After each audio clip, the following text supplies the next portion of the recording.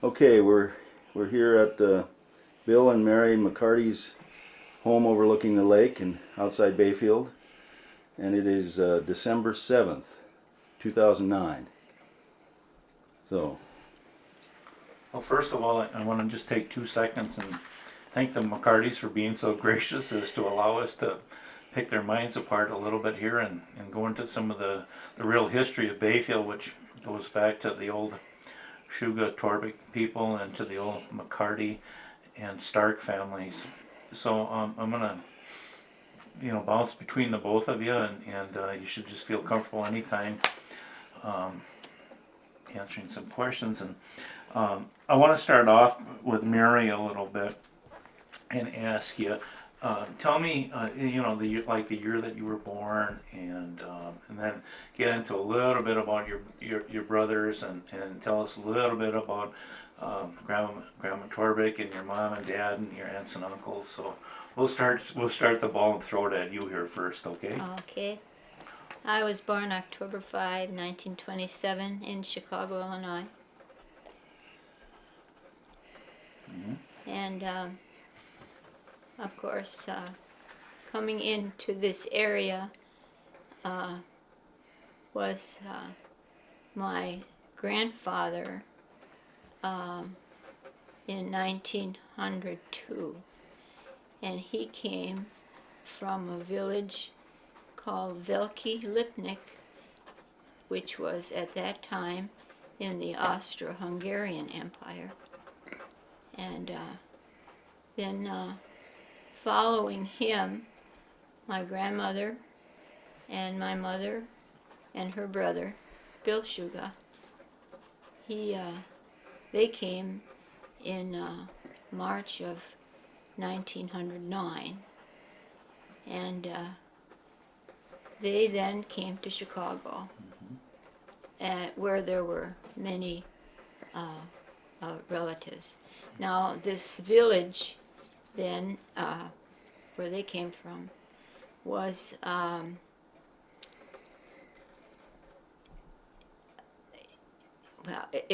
after World War II, it was part of Czechoslovakia, and then now, of course, it's Slovakia. And after spending some time in Chicago, they moved to Cornucopia because there was all that cut over land, and they had property on the Siskiwit Bay Road. His brother, John Shuga, he had come earlier, and he also lived right next door to them. They had 8 children, and of course they were all scattered around the United States. But the last one passed away just about 2 years ago. Okay. Mary, can you give me the name of your mother and father? Okay. My mother's name was Mary. Mary Shuga. And my father was Nicholas Torbic.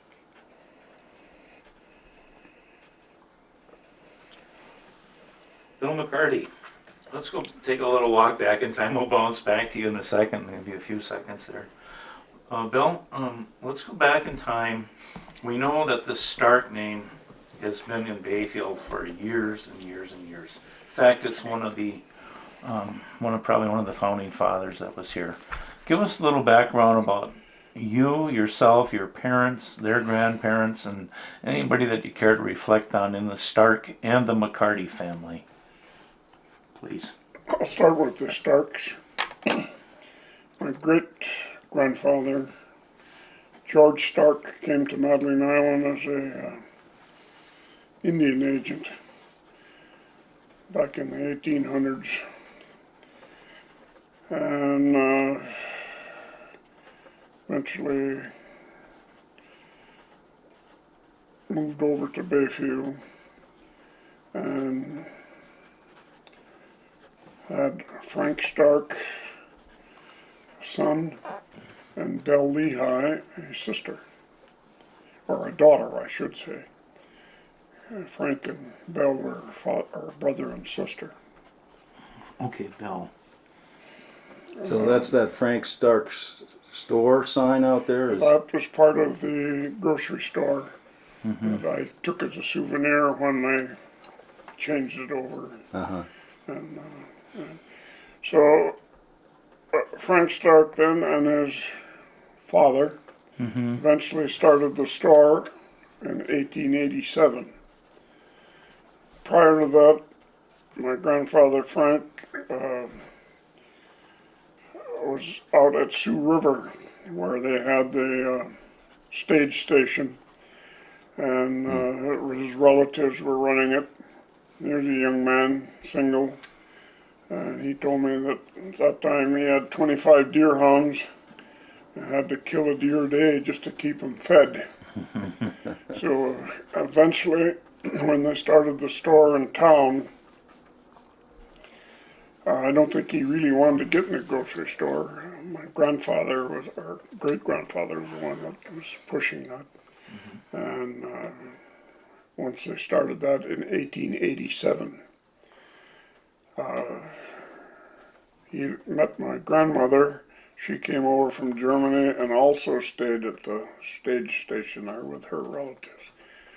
And you might be interested to know that after working in the store till 6 in the evening, he used to walk out to see her at Sioux River and then back, and was at the store at 6 in the morning to start another day. So we always thought that was something else. Bill, do you remember whereabouts at Sioux River where that stage station was? Yes. I can't come up with the name of it. Some of the the buildings are still there. The farm, not the original ones, but it's still there. Are they up in the old Finn settlement? No, not quite. You're only up the road. Was it Friendly Valley Road? Okay. I think it's about 2 miles, 2.5 miles All at the right. most. I just can't come up with the name of the party. I've tried to think of it. I'd have to look it up. Yeah, that's fine. But that's it. Frank Stark was I think either the first or second white child born in Bayfield.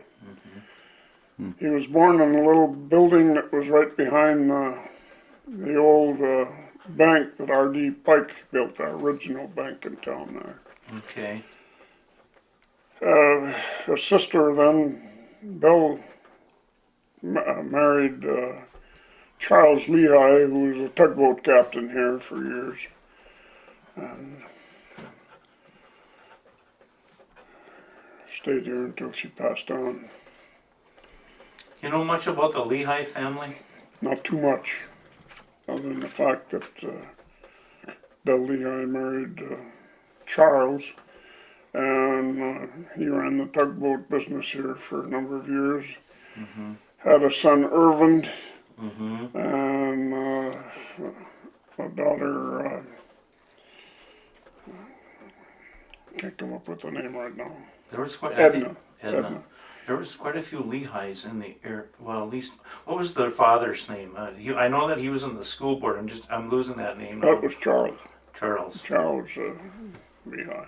He started out, I believe, in Odana. He could have. Yeah, and he could come to have. the point then, You and know then more across. of the history than I do on that score. Yeah. And Irvin Lehigh later went to the Spanish-American War and moved out west and gradually lost track. He passed on out there. Edna Lehigh, their daughter, married and lived in Detroit and passed away there for. Was the Lehigh home in Bayfield, at least later in years, the one they called the Gray Oaks up there? No. Well, they owned that at one time. Okay. Yes, they did. They owned that. But in later years, they owned the little yellow house that's right across from Maggie Rice's building there. Bates Bar? Yeah, from Oh, Bates okay. Bar, right across the street. So That that's was, where they lived. all in my lifetime, that was their home. Irvin Lehigh, yeah. Yeah. Yeah. And I think Irvin, yeah, okay. Gotcha. Interesting story, the Lehigh connection. Frank Stark, your grandfather, Yes. was married to a Lehigh. He was married to a Mary Abel. Okay, tell us about that little. Well, as I said, she came over from Germany. I was out at that stage station working there, and they met there and then later married. He was running the store with his father then at that time, and they lived right upstairs over the store Okay. until my grandfather built the big house in town there in 1906, and they had 5 children. That's the house on the corner across the street from the Baptist That church? is correct, yeah. Okay. So that was built in 1906, okay. That was built by a German carpenter from Ashland. Total cost $6,000. Do you remember the name of the carpenter? No, I don't. It was a German carpenter, and they just said he was a German carpenter. Okay. And if you'll see, I've been in there to see the woodwork on the paneling going up to upper stairs and some of the other fancy woodwork. It is really impressive when you think about it. Yeah, it is. It's quite, for the time, it was a very, very elegant home. Yeah. It still is elegant. The Figgy people, Oh, sure. or Yeah, Fritz. the Flitz people that own it now did a nice job of keeping it in nice shape. yeah. Mary, let's go back and tell me a little bit, some of your fondest remembrances of your parents. I know that they were farmers and people of the earth. Tell me a little bit about growing up on that farm, and tell me a little bit about your father's personality and your mother's personality, and give us some insight, please. Well, they came, my family lived in Chicago, but then they came to Cornucopia for a while when my grandparents were there. And then they went back to Chicago, and my brother Bill was born in Chicago. I was born in Chicago, and John was born in Chicago. But then when the Depression hit, then my father lost his job. And of course, my mom had an interest in the farm that my grandfather, grandmother, and my uncle Bill bought, which is the one where Apple Company is now, and where Mary Beadle lives, and where it was 80 acres there, where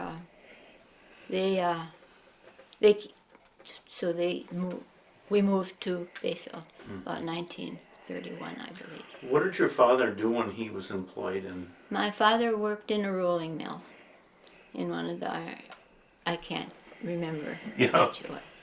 Yeah. But he was a quiet man, and of course he came to America when he was just 16 years old with his uncle, and both my mother and father were married in Chicago in 1912. Well, it was not an easy life in the beginning. As I was talking about my grandfather and Grandma and Uncle Bill came to Bayfield. They had sold their farm in Cornucopia on a contract, and of course they had bought the farm in Bayfield, which was an orchard at the time. Do you remember who owned that orchard before then? I think there was somebody by the name of Powell, but I just don't. William really, Powell, probably. It could have been. But shortly after they moved, their house burned down.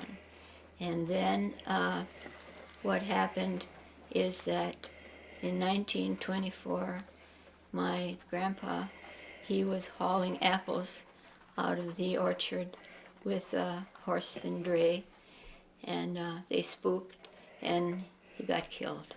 So that was, like I said, it was a very tough time. In 24. And I think it was about that time. I'm not sure. What was his name one more time? His name was Vasil, but that would be William in Okay. in the American language. And he was married to he Miss- was Miss- Katrina. My grandma was Katrina.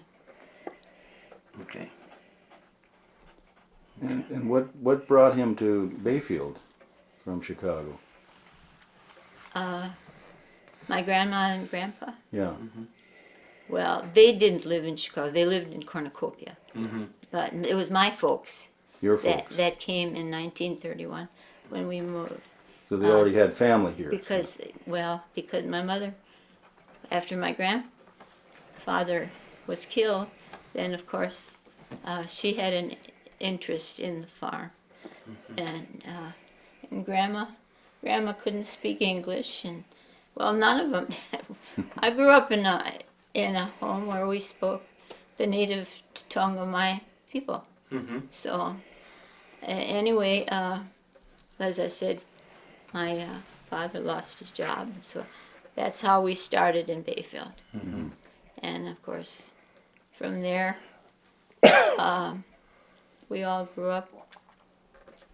My oldest two brothers were young men, but they had ideas of planting an apple orchard and doing all that thing and all those things. And my mom, she was a hard worker. She liked people. She was able to. She had a good memory, and she was able to converse with most anyone. So We know that the nationality. What was their religion in those days? Were they pretty? Orthodox.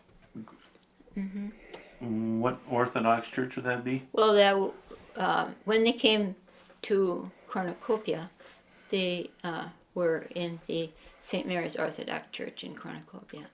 When we were in Chicago, of course, where all of the children, we were in St. Michael's Church, and so that church is Eastern Orthodox, Okay. which is a little different. But to explain all that now, I wouldn't want to go Well, into it. we'll Yeah. keep it simple. Was the one Yeah. in Cornucopia Russian Orthodox? Then? That's what they called it Yeah. until about 1970, when they dropped the Russian, and it became the Orthodox Church in America, part of the Orthodox Church in America. Bill, your grandfather came over here, German. The Stark, I think, is the name is German, if I'm correct. Yeah, that's correct. What was their background? Were they immigrants to America? Probably in the wave of 1840 of Germans or something like that. Do they? That could be. I have no idea. I have to say our knowledge of the family prior to my great-grandfather very limited. Okay. They were they church type people too, like most Germans in those days. Were they German Lutheran or German Catholic, or did they practice strong religious values? Or I just can't tell you because my grandfather was not that religiously inclined, to put it that way. I don't think he ever attended church regularly, but more or less with his working week, I think he figured Sunday was his day off. Basically, that was the way it worked out. I had a grandfather like that too, out in the farm in North Dakota. Yeah, surely. Well, I usually work Sundays too, in the certain seasons. okay.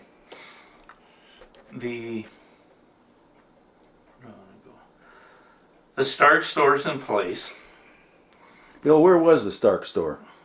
Where was it located? Right where this pizza outfit is now, a block up from Broad Street. It's right in the middle of the Right. block. Yes. Okay. Right there at Ethel's. You know where the lawyer is? Okay. Right across the street. Right there. Yeah. The Okay. lawyers in the old Silvernail building from many years ago. The Silvernails owned that one. Well, that was our home at that time. At that time, so I you was lived. raised in that double house. My grandmother had it. She lived on one end, and my father and I and my mother lived on the other side. Uh-huh. So, of course, I was close to the store. I spent a lot of time there as a kid. Growing up there. What was that store like when you were a kid? Well, a typical general store. Had a large trade from the Indians. My grandfather had a footing in there for some reason. Of course, they all grocery stores. They had 4 of them in town at that time, and they all issued credit, and that was a different deal than what they have now. And of course, fresh fruit and that was fairly rare. Most everything was shipped in by railroad, and we had a guy in town that had a little truck, and he trucked the stuff from the railroad up to the various stores. And of course, the long hours.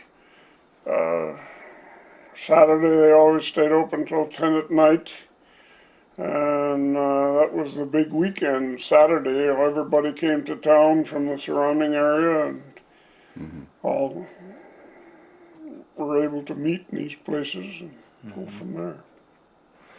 You were in the building when it was a grocery store in those days? Oh, then? sure. And I was a kid, I grew up there. If you were to walk through that door right now, on the right-hand side, you'd see something on the left-hand side. Can you give us an overview of what that store looked like in those days? Well, as you came in the store, on the left-hand side, as soon as you got in, was a small candy setup where kids could look in and get penny candy and that sort of thing. Then there was the large counter, which I remember had a big roll of paper on the one end, so they'd wrap the goods when they'd get it. My grandfather used to have kind of a little stand on one end of the counter where he could write his bills and so forth. Right at the end of the counter was a big crock where they kept salt pork. That was a big item in those days. People come in and buy that chunk of salt pork and go from there. Of course, the telephone was right behind them. I remember the phone number was 22, couldn't miss it. And it was one of the few phones in town at that time. And then beyond that, in the middle there was a large cookie case. And then he'd had a desk over on the left-hand side where they did their work, and a little safe was also there. And then the stove to heat it was behind there. They had an old wood stove when I was a kid. About what year would this be? When I first say probably had good memories of it, I was 6 years old, probably 1926, 7, somewhere in there.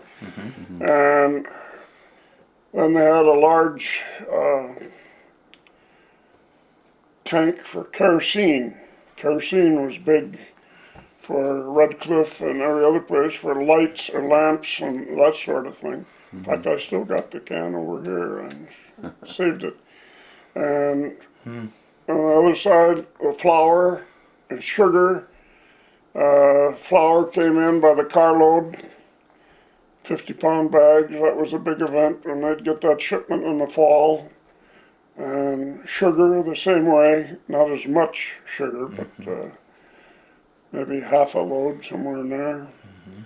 And basically that was it. Then in the basement, of course, they stored everything, the extra materials.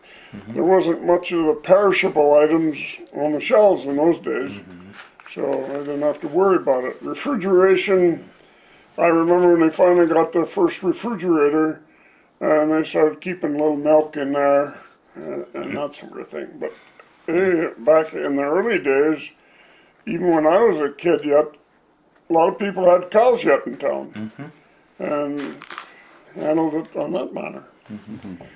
And I don't think the dairy products were selling that good. They didn't have the refrigeration and that to take care of. People churn their own butter and Made their right. own buttermilk and We ground our own coffee. The coffee came in the regular beans in a 100-pound sack, and they had the grinder. And as I got older, hung around there, I was forced to help with the grinding of the coffee and keep things going like that. But so Mr. Stark had some children also. he had what? He had some children also, one of which was your mother, I believe. My mother was Doris. He had 2 other daughters, Bernice and Lila, and 2 sons, Willard and Harold.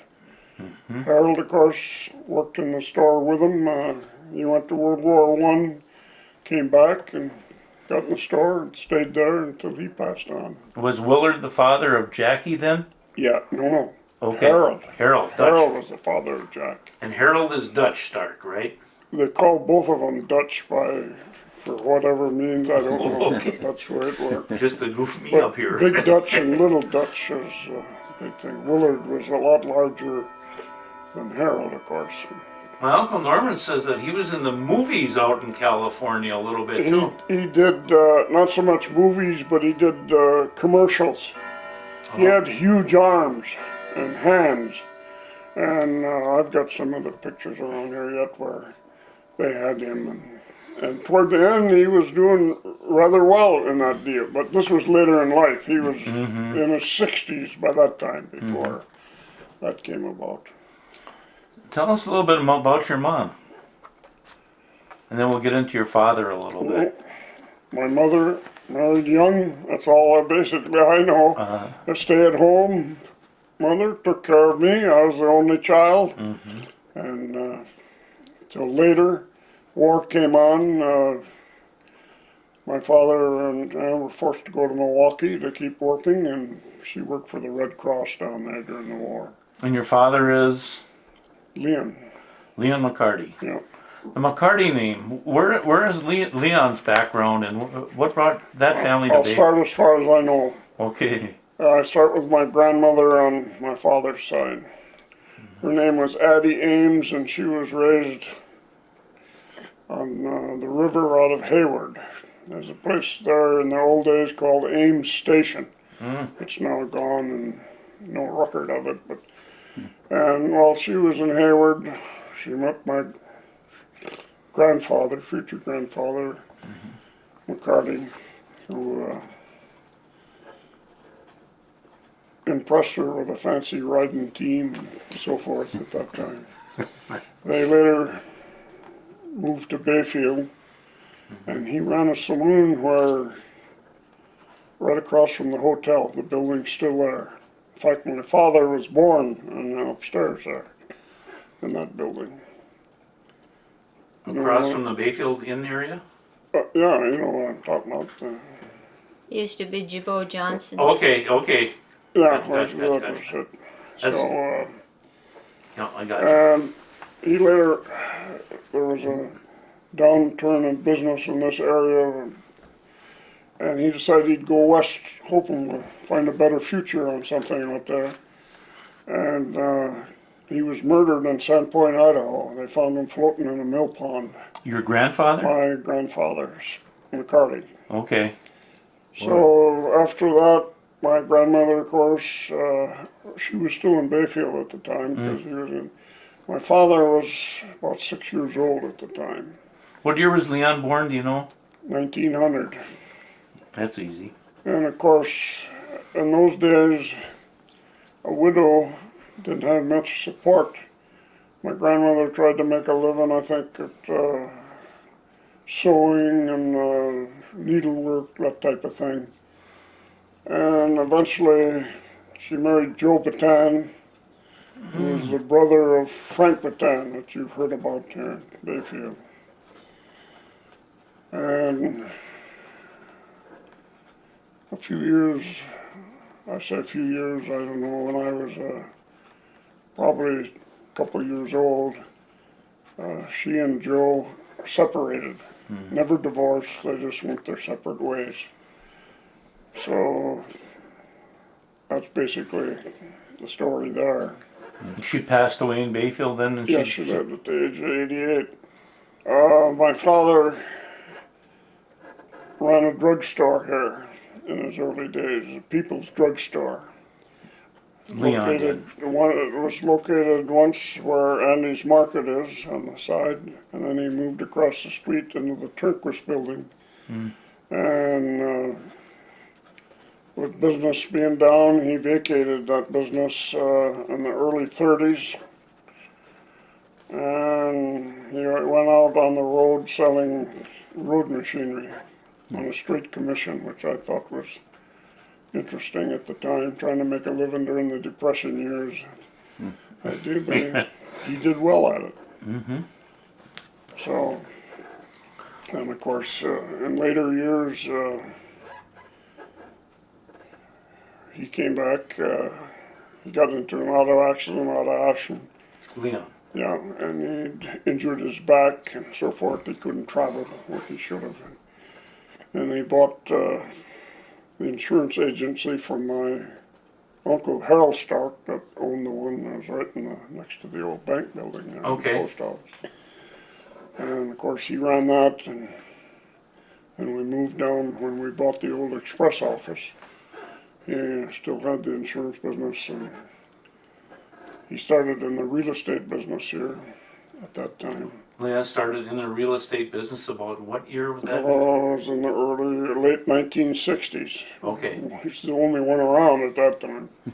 And So he's the problem behind this boom in Bayfield, eh? not necessarily. You'd be amazed to see what took place, because I see places he couldn't sell for 20,000 that I knew of are going for 180 or more, and we just shake our heads when we hear that.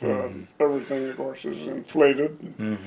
Went from that, but he passed away in 1974. Well, I remember him very, very well. Oh yeah, sure. And your mom, too. Yeah, of course. I'm that generation that's just on the cusp of all that stuff. So. Yeah, I understand. Yeah.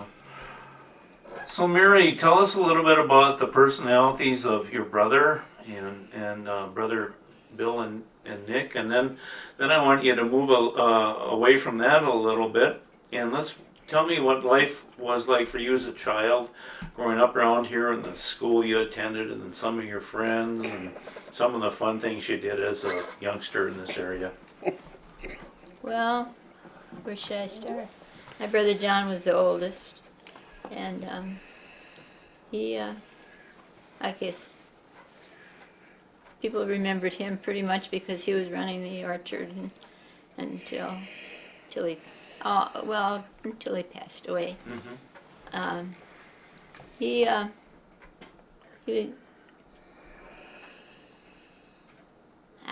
it's hard to describe your own brother. He was a good guy. He was a pleasant man. He liked people, and he always got along well with customers and all that. He had ideas. Didn't always turn out the way that he would have preferred. My brother Nick, of course, and then of course, he was drafted into the Army for World War II. And he spent almost 4 years before he was discharged. That changed his life a lot too. And my brother Nick, he was 3 years younger, and he was not drafted because he didn't pass the physical. I think he had high blood pressure at that time. And so my brother Bill, he then enlisted, and he enlisted into the Air Force. And so he spent time in the United States, but then went to, he was in Africa, and he was in the radio, what would I call that? Radio business, radio communications, I guess that's how it was. Okay. So it was good. We were very lucky when they came home. because that was the big worry at that time. As far as the wartime, my brother Nick was farming with mom and dad and myself. So I was working a lot, helping because it was necessary. I always say I grew up in a raspberry patch because my grandma, when she was still alive, she would be picking raspberries and she'd always tell me to go get the boxes, you know. And so we, it was a working family. And as far as going to school, well, I had the pleasure of riding on a horse and sleigh to school in the wintertime because my Uncle Bill and John got the contract to bring the kids. We from the Turner Road and from Royce Point, and we there were quite a number of children in that area. And this one time, we were coming back into Bayfield and making the corner to drop off the kids at the Catholic church. And my brother was a teamster, and all of a sudden, the horses, I don't know, the sleigh got caught on the corner or something, and we tipped over. And the horses ran, and I think the brother at the church stopped them. But nobody got hurt. I can remember that my brother John, I was just a little kid, of course, he picked me up. But we had, now this would never happen in this day and age, but we had one of those kerosene stoves. And it tipped over and didn't fire or anything. But one of the girls got her coat soaked in kerosene, and of course, those are hard times then, and it was tough. Devastating to the girl. Devastating. Yeah.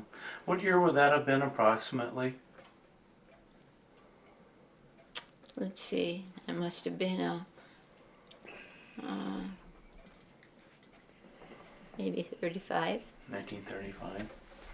Mary, did you ride like with your uncles? Did you ever get in on the ride to Royce Point and pick up any of the kids that were there, or were you on the other route then? No. This was the route that they had. This was winter time. And in the spring and fall, we had a truck with a cab on it, and there were no windows. All we had were wooden benches, but we could see the driver from. So as I said, we started right there at the corner of Turner Road in what is now J. And the Betzel kids,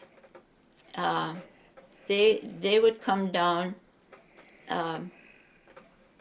from their place to ours, and then we have in the winter have to go all the way down to, because we were located where my niece Mary Beadle lives now. It was a long trek. Down the hill.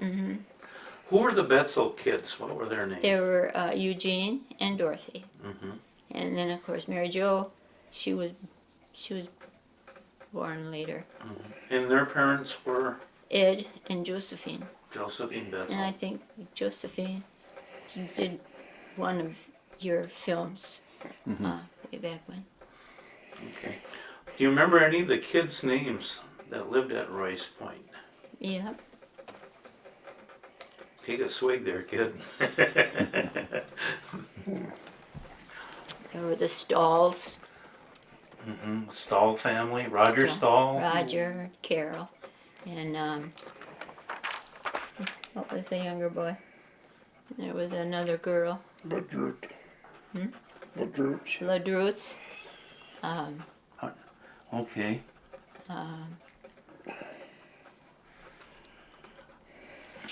It was quite a large community at one time out there, I understand. Oh, it was, because of course the Stalls lived with their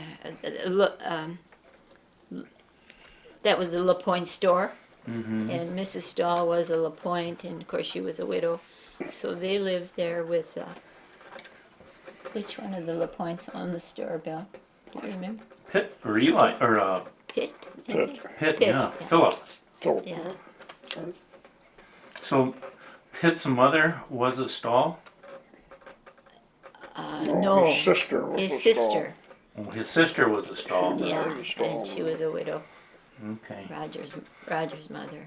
So in those days where the Red Cliff store, or Pitt LaPointe store as we call it as a kid, and in that store, I remember my dad going out there and buying bacon, slab bacon, and you could get a beer in there too or something in those days. I couldn't- But that was the store in Red Cliff, and then down on the point itself where the National Park Service now rents from that conglomerate of people there, that was a beehive of activity with, I think prior to that there were mills on that site and everything, weren't there? That was way back in Brickyard Creek.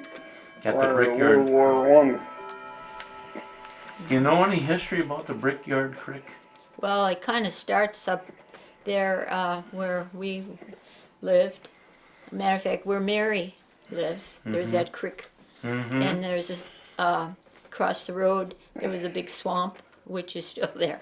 And I think that it more or less started from there. That's the headwaters of Brickwater. Down it went, and they had a factory there that actually Made brick, made cobblestone bricks for the city of that's Bayfield. right. Okay. Bill, you had successful parents, and you had a nice home, and everything's going pretty good for you. And you're a little guy now, about 4 or 5 years old, and you're about ready to go to school here in Bayfield. Yep. Tell me a little bit about your experience at I believe there were 2 schools at that point in time, the low school and the high school. Tell us a little bit about how that went for you. Well, I went to the low school. The last year it was in operation. And I remember as I started there, they were repairing the iron bridge, filling that in there by the Rittenhouse deal. And I was bribed by my parents. I'd get a candy bar every day if I'd walk up around by the Presbyterian church and go over, avoid the construction area there. That was a big deal there. And of course, it was handy to that low school. But then of course the Depression came and everything was consolidated up on the hill. Grades were doubled. And of course, I have to say, in those days, a lot of kids didn't make it to high school or the upper grades. And so that was basically the story there. What year do you think that they closed the low school for sure? I knew that they sold the property itself in way later. That '43. came way later. Bill, where was that? Where was that Let's low see, school? well, I went for 1926. Church. Where the I'd Baptist. say 26, 27, somewhere in there. That's guessing until you check it out. And the low Then school it was, stayed vacant for a number of years. And then finally they tore it down because they couldn't afford the upkeep.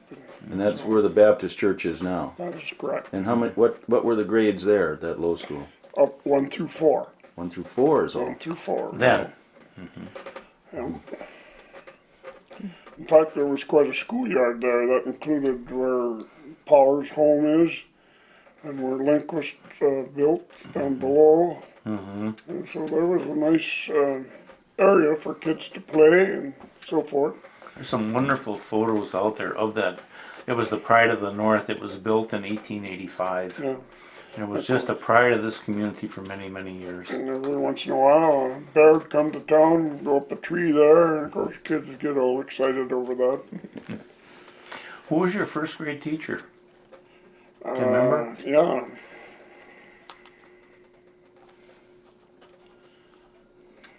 I can't come up with it right now, to be honest with you. Pass on it and I should know it just like that. Garner, Miss Garner. Oh, Janet Garner? Yes, sir. Okay. And you had her for first and second? I think so. Well, Yeah. Who was your favorite teacher other than your Aunt Lila? Once we get into... well, she never taught me. She was Oh, she always didn't? a principal. Good question. There was a Miss Anderson that taught history. In Evelyn high school. Anderson? Yeah, I think was one of the better ones that I liked. And of course, men there, Schmallenberg was another excellent teacher. The quality of education that you had at Bayfield, Bill, how would you rate it in those days? Was it pretty good? Did it set you up for where you needed to be with your next level? And tell us about what you Let's did. face it, we were down to the basics. There was nothing extra that went with it. We were lucky to get the basics. Things were so tight. Reading, writing, and For arithmetic. example, the kids wanted to play baseball. We bought our own bat and ball. Basketball, we had 2 balls, a game ball and a practice ball. That was it. So, and then of course, then we were using the gym in the old courthouse at the time. And I think of it now, a lot of the boys that played lived out in the surrounding area here. We'd finish school at 4 o'clock.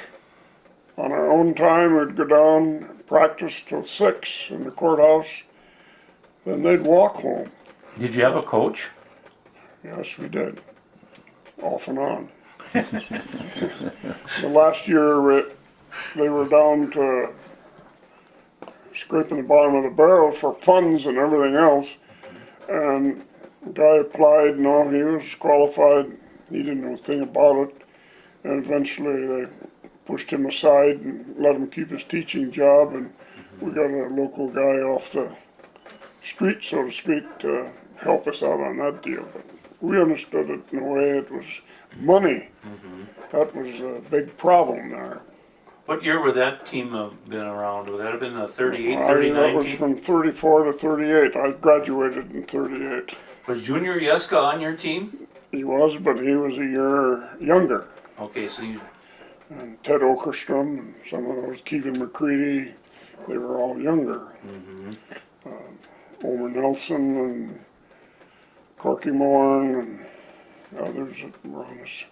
My dad says that Corky Morn was a pretty good athlete. Yes, he was. Very good. Well, tell us a little bit about Corky Morn. Well, he was just an Indian lad. I think he was, how am I going to say this? I think he was an illegitimate child of somebody that his grandparents raised. Okay. And did a good job of it. To be honest, most of the Indian kids in those days didn't go beyond the 8th grade. So he was one of the few that did, and he graduated with us. And, he was, as you said, a good athlete. Not so good in the classroom, which a lot of us weren't at that time. Did you go to school with Don Chapey too? Don? No, he was a lot older than I was. Quite a bit He older, was okay. several years older. He was with your father, I think. Yeah, he was a year younger than my dad. He's Okay, probably but in 35, in yeah. that bracket. And Bill Knight was another one of your fathers. Billy Knight was in my dad's contemporaries, class, yeah. So I knew that too. Yeah. Interesting. Was your team any good? Did you win a few ball games? Yes and no. The only big thing was we beat Washburn for the first time in what was it, 11 or 12 years when I was a junior. And that was the big event of the year. Of course, in those days, there wasn't TV. People came out to those games. Yeah. And that was a big event for Friday night. And, Did you have cheerleaders and things like oh that? yeah, that was, no band though. That No. was, that's, No money for a band. no money for a band. And traveling to another place, often, I know at times my father filled in with a car, and Mr. Schmallenberg, the teacher, he volunteered, I think, at times, and so it was nip and tuck to get places. Farthest I think we ever went was to Hayward. Played there one That was time. quite a ways, actually. Yeah, in fact, we got stalled at Mason coming back with in a snowstorm. We spent the night in the local telephone office there until I was able to get a hold of my father and got him out. And he drove down the next morning and picked us up. Oh, And so that was had various incidents like that. And gymnasiums, you couldn't believe some of them.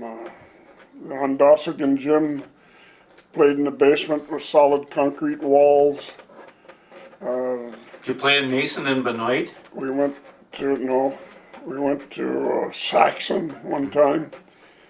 I think there were 7 spectators. It was 20 below zero. We had to change clothes in a tavern across the street, and no heat in the building.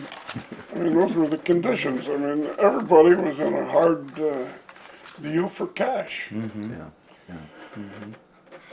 Mary, you're on the farm and you're in the berry patches for your earlier years there, and finally you get a little reprieve from that, and they let you go to school. Yeah. Tell me a little bit about your recollections of your Bayfield school days, and from the beginning through Yeah. whatever you want to end it. Well, my first teacher was Claire Olson, and she was strict. I felt like I knew her because Grandma talked about her, because she taught at a school right in the corner of my grandpa's property on Sisquit Bay Road, and So there was a little school there at one time. yeah, there was. So anyway, I don't know, just had to go to school. So there are a lot of times when I wish I didn't have to go, but Was your experience fun? Did you have a lot of friends, and well, who were some of your friends? actually, living out in the country where we were, my closest friends were, my closest girlfriend was Dorothy Betzel, because we were the only 2 there. And of course, being a country kid, you didn't get to see the kids from the city very much. So, You didn't come to town every day to pick up a candy bar and go home like they do nowadays. no, there were so many times that I wanted to come, but then we'd have a snowstorm, and you couldn't get, you didn't have 4-wheel drive in those days, so you didn't try to attempt to go. So I guess it was a matter of just going to school, and I guess I did as well as I could, and of course, as I entered high school, the war was on, and that was hard on us because we lived through the war, and all the older boys were gone, and we didn't, you didn't really have too many boyfriends because oftentimes the older boys were the ones who would date the younger girls. Some gals were very lucky because they were dating gals. Gals and fellas dated right from the same class, or maybe one ahead or so forth. But I graduated then in 1945, and it was, and of course, that was the year that the war ended. So. Tell us, did you have Frida Kahlo at all for a teacher? I didn't, but some of my brothers did. I sweat that out. We all were afraid of getting in her class, and she changed positions just before I got into that grade. John, can I just tell one interesting Frida stuff? I know this is your show here, but That's all right. but my Uncle Norman had Frida Kahlo for a teacher in 8th grade. And I said to Norman, I said, tell me the meanest, roughest, toughest teacher you ever had in your life. And he looked at me and he said, Frida Kahlo. I said, who was the best teacher you ever had in your life? He said, Frida Kahlo. So she had a reputation that preceded her as tough, she was also a very good teacher. Did you guys get into their sister Vivian at all, or? Yeah, I did. So tell us a little bit about Vivian. Can you I remember can't anything? remember much about it, but she was very good, put it that way. Was she in the lower grades for you then? And Yeah, I think so. I don't remember which one, but they were the Bull of the Woods daughters. They're Dan Cowie's daughters. So. Okay, so you're through high school now, Mary. You've had a stellar career at the Bayfield School Districts, and you learned a lot. Where did you head from there? Tell us a little bit about the period in time from 18 to 25 years Okay. old, somewhere in there. Well, I wanted to enlist in the cadet nurse corps because that was going on during the war, and it was funded by the government. But the war ended, so there wasn't any. So that first fall, I had some teachers who came over from the normal school in Ashland, and they wanted me to sign up there, but I had no interest in being a teacher.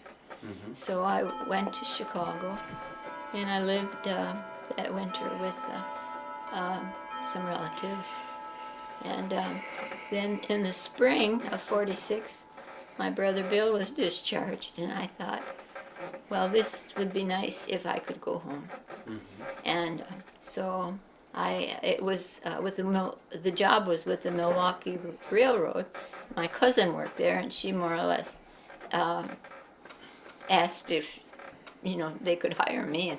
And I'm a country girl, So anyway, I thought maybe they'd give me a leave of absence. So they called us into the office, several girls, and they told us we were being laid off. And it was the greatest thing that could have happened because I wanted to go home anyway. Well, then that fall, I enrolled at Duluth Business University, and I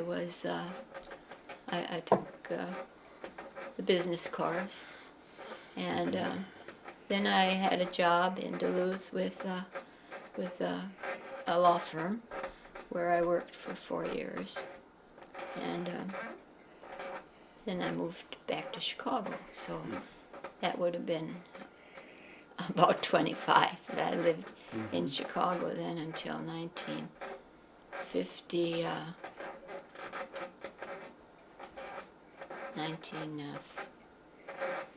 1951, I guess. I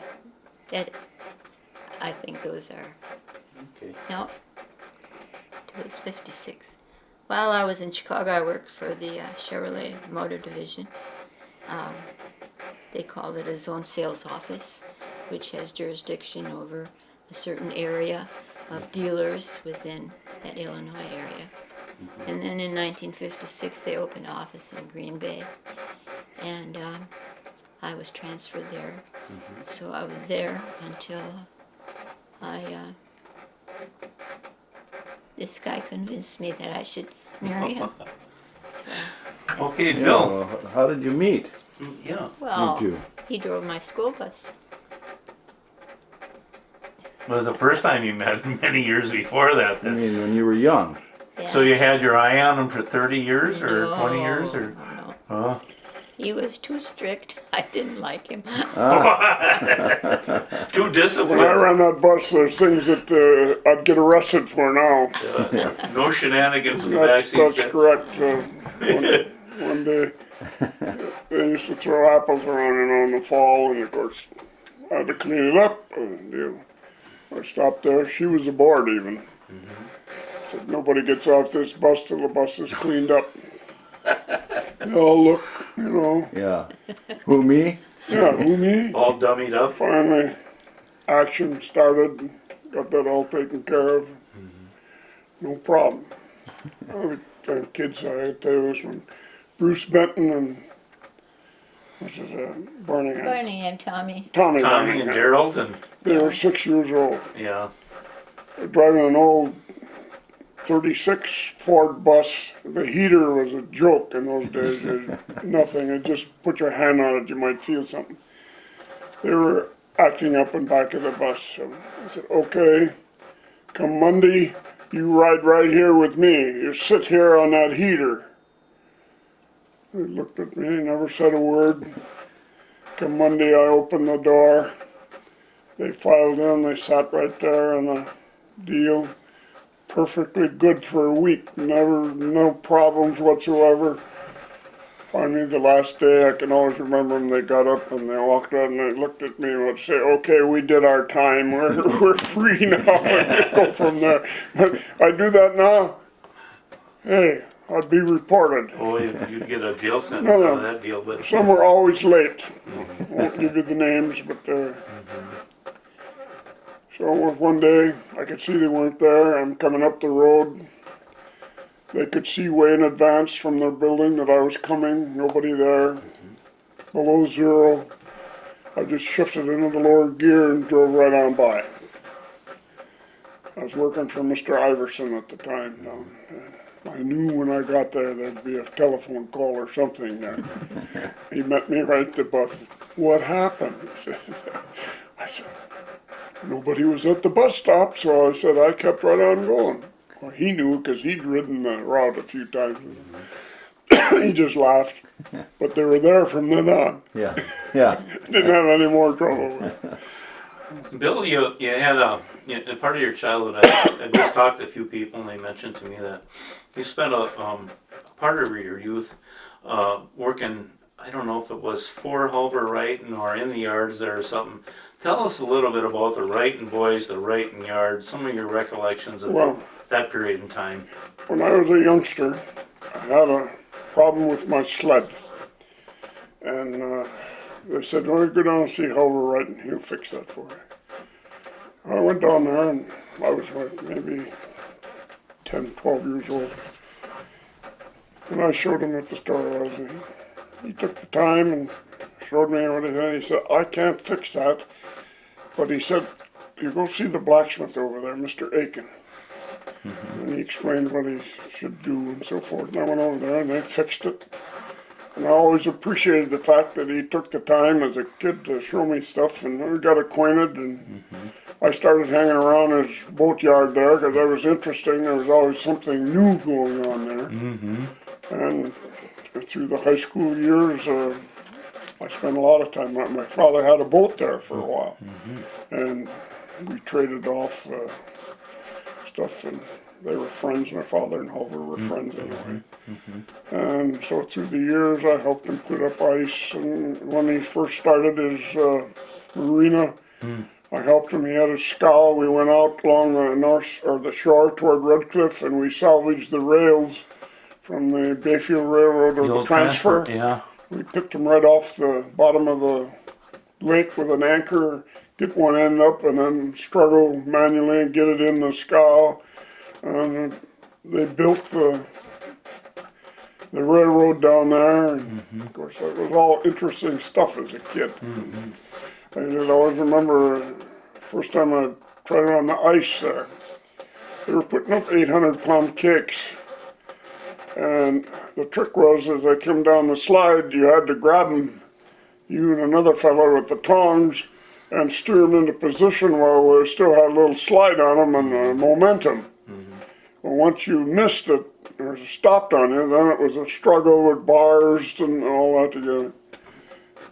The next day I couldn't get out of bed. I was so beat I couldn't make it out of bed. So that was one of the times he was there, but there was always an interesting deal there. I remember as a kid he had 2 pullouts there with railroad tracks. Yeah. So those railroad tracks, did they come from the Bayfield transfer? They were all from the Bayfield transfer, yeah. Okay. Yeah. I remember him pulling the Lola up there, the Garhow, my dad's boat, the Mermaid. Yeah. And then on the other side, he pulled like the Fair Lady and the Red Wing and the Viking and He also pulled one of the ferries once in a while. the old big Not two. so much the ferries, I shouldn't say that, but I meant, what is the one that, the fisheries there where Bedina's Valentine was running it, The Penguin? the Penguin. He pulled that up. And Yeah. of course, he always liked that because he got his money right away, you know. Money was still tight in those days. And later when I was in the service, I asked him if he wanted to come west with me. Yeah, he said, so he ran down and got his money off the penguin and we went out and go. So that was an interesting place. Yeah, I can still see it. But Bill, can you tell us if you're coming off the street on Wilson Avenue and you went into Halver's Boatyard, tell us what you saw as a kid right there. The old shed that was there. I remember the shed on one side. We had the winch for the one railroad on the side where the beach is now, where they're making all off. And of course, the other side, you had all the skids. He did everything with grease. He greased the logs, and he had his own homemade tractor there. He had an old cleat track that he and Buckshot Nordine had put another transmission in and got more power out of it, and they used to use that to pull the boats over on the side, all that sort of thing. And the turnbuckles and the block and tackle. And, Yeah, it was all bull labor. Yeah. There wasn't the hydraulic lift and all that we've got now, of course. And I remember as a young man where Mary Rice's grandfather brought the first boat up that was commercially built. And man, that was something to see that, you know. He used that, and that was kept in the boathouse down there for a long time. Odds and ends. Do you remember walking out on his dock, Bill? And I remember in the later days, it started to sink and go out of sight. Oh, yeah. But I remember the tool shed there. What a marvelous trip that was for that tool shed. He had every tool I can still see inside there, every tool. Tell us a little bit about Hover and his tool shed. Well, everything was laid where he finished. Nothing was back in the correct spot. And he had an enormous collection of tools, put it that way. And yes, his shed started sinking as the dock sank. He had the little ice house was next there until he put in the boatyard. Then we moved the ice house out to the end of the dock. He had a little sawmill there. And of course, he was self-sufficient. He cut his own wood if he needed it, cut his own timbers. We'd go out along the shore and pick up drift stuff in those days. It'd come off some of the rafts and all that, and bring it back and fix it. And of course, in the winter, there was always something else to do, like he'd recover cars. Guy from the island lost his Model A with a load of fish in it one day, right off the end of the dock there where they used to come in. So he was out there. You might get a laugh out of this. That we had a hole around, or drew a circle around where the thing went in, and Halver ran a rod, a flat pole like they use for the fit the line, over to this other hole. We'd chop out, and we'd hook there with Like the anchor, and then we'd drop the anchor, and then we'd pull it across and try to catch the car. While we were doing that, a new Catholic priest came to town. He was from China, had been in China, and he was so thrilled to be on the ice and see what was going on. And of course, he was right in the way most of the time. Finally, Halver said to him, "Father," he said, "that walking on water's all over with." I said, "I wish you'd stand back here while we're pulling this out." The priest got the biggest laugh out of that. He thought that was funny. We finally hooked the car, I think, on the last day. It was a day and a half checking that out. Did Hover own that boatyard by himself, or was he in business with his brothers? I have no idea what the family relationship was there. It could have been, Carl could have had some kind of interest at one time. Bainbridge was married to Halver's sister. He could have had an interest in there. I have no idea. But of course, as you know later, the one brother Martin came back. He was a tanker captain during World War II, made huge sums of money. He'd go anywhere. He was single. And he came back and he bought a little 40 out near my sand pit at that time. And when he passed on, there was a nice chunk of money for all of them to divide. Then later, of course, his other brother, Martin, came back, and Martin had been dealing in stocks for years out on the West Coast, and he was a multimillionaire. They didn't believe it, but he was. So, I mean, they all came out eventually in the end, but that didn't change their lifestyle any. They were the same regardless of whether they had a dollar or they didn't. Yeah, they're like the Bensons in Bayfield. They had the first, probably one of the first nickels they ever made, I would guess. Yeah, well, that might be, but Oliver was always looking ahead to things. Of course, I don't know if you knew this, but through the years in the 20s, he and the local utility, which was a local outfit at that time, got into an argument over something, and Oliver cut him off. And he ran his own light system for years, you know. He had a little engine there until he got married. And then his wife finally said, "You gotta cut that out." That it was cutting out on him and all this. And He had a stubborn streak. oh, yeah, even. But part of it was due to the fact, I don't know if you knew that, but when that Tug Friant went down, Oliver was invested heavily in the Tug Friant with some others. He borrowed the money from his mother, and when that went, he felt obligated to pay her back. Well, at that time, it was very hard to come up with $5,000 and still make a living around here. But eventually he did, and I think that's why he married late. He married Sylvia Libby, I believe, right? Yes, that's correct. Do you remember much about the Libby family and Sylvia? Other than the fact that the father had a little farm up on the hill and worked in the mill down there like most of them did. Most of these guys had a job in the mill and then worked part-time on the farm trying to make a living out there. Was his name John Libby? Yep, that's correct. And their farm that they had in those days, what farm would that be? That's right, where, what's his name? Tommy Barningham's living on it. Oh, he lived on the Tom Barney. Well, not exactly on it, but he owns it. It's up, part of the foundation was still there. And Josephine Libby was his uncle Harold's wife. Okay, gotcha. Yeah, that's a And then there was connection. what was the other lady that lived up on the range? The other sister? I can't remember. I can't come up with a name right now. There was a Robert Libby that went to high school with my Aunt Ollie. Yes. They graduated in 1929. Yeah, that's right. Did they live across the property from where Tony Larson had the bean field there? Up on the Libby family, were they right across from Tony Larson's place I up there? wouldn't know. Okay. You know where the priest is, Episcopal priest lives up there? Okay. Right across the road is Okay, basically gotcha. it. That's close enough as far as I can give you the Yeah. location. We won't go to the township section and And in town, they lived where the motel is, Seagull Bay? Seagull Bay, yeah, Okay. right there. That's the Libby place, okay. It was originally. Of course, it's all I remember changed now. Libby in her high school photo, she was a very pretty girl. Yeah. And, okay. I still want to know how you two got together.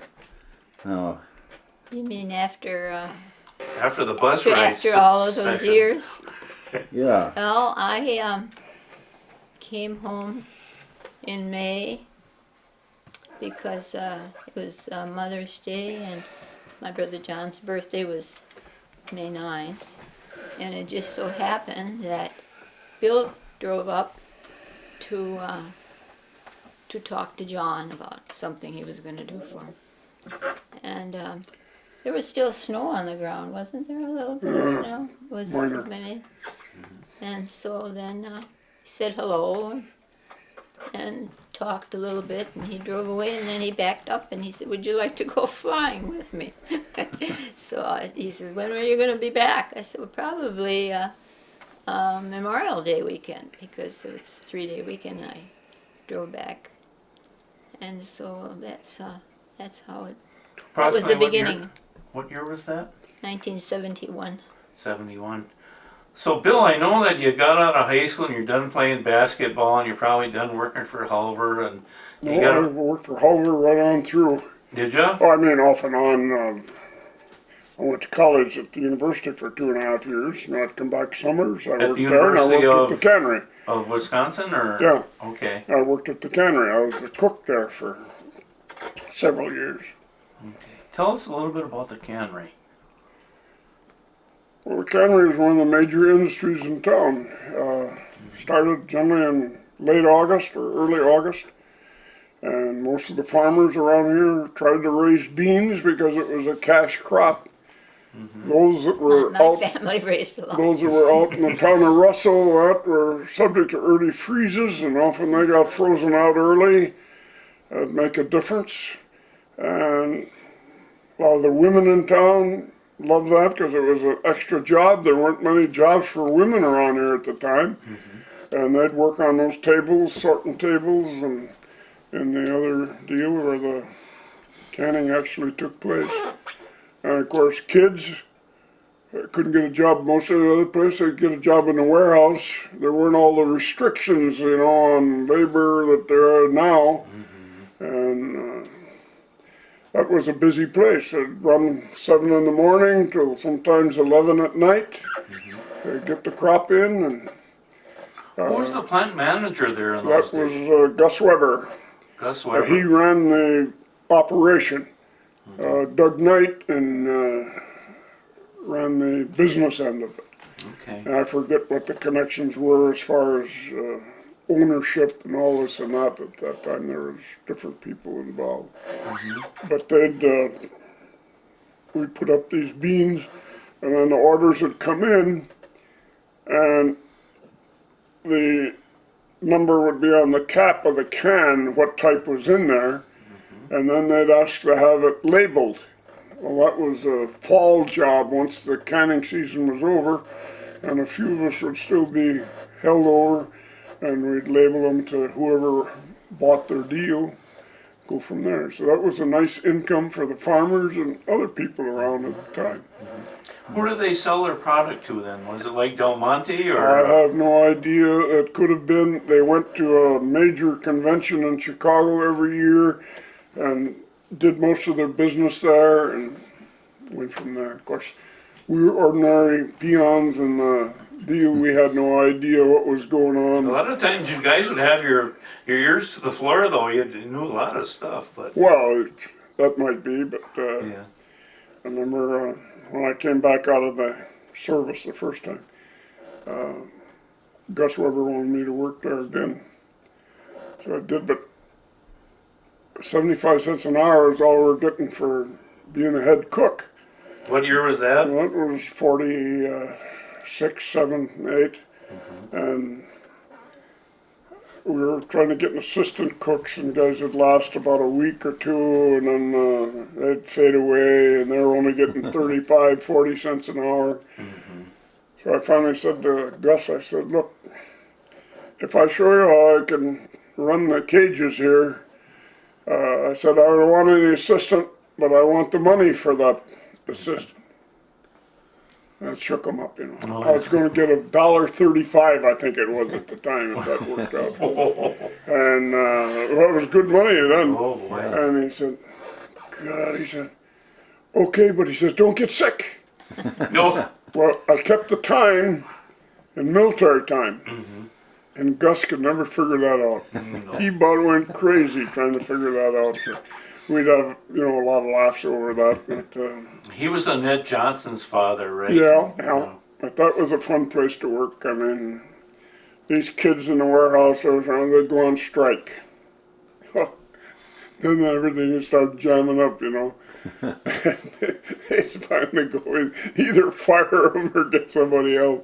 But it was a fun time. Who were some of the people that you worked with in the factory there? Well, Paul Johnson ran the boiler. That was a key position.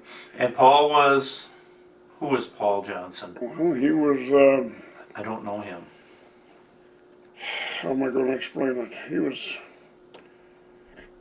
His mother was here for years, was a friend of my grandmother's, and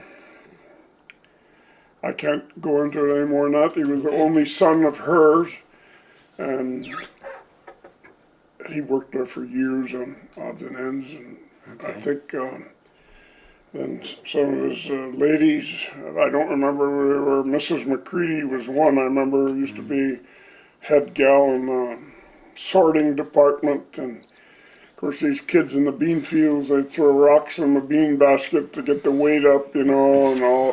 They'd come, they'd dump that out. So there was always something going on there. But You'll have to excuse us, we're starting to laugh and we're supposed to be more professional. Oh, here is on that our right? end. But these are fun stories and Yeah. they're really fun to listen well, to. that was fun to be there. I mean, we all enjoyed working there, and we're sorry to see it go. I was sorry to see it go because it was employing a lot of people, fairly short time, but at the right time. What was the demise of it? Do you ever Well, I think frozen stuff came in, and Frozen. cost, and that they just couldn't. Short season.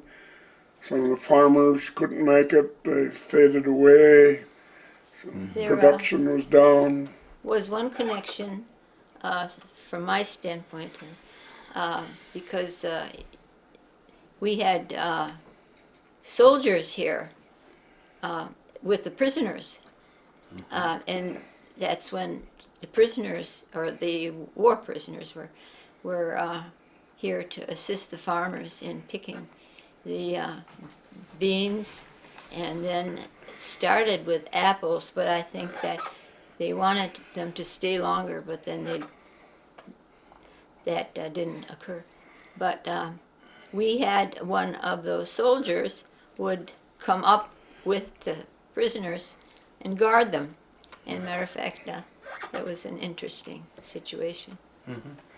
So you had prisoner of wars, presumably German, Jeremy? Yeah, sure. and they were here in the years of the war. Were they here more than 1 year? I Or? think it was only 1 year, It wasn't could it? have been 1 year. It could have Yeah. been part of another. I don't know that they stayed over winter. We were gone at the time, so I had no idea.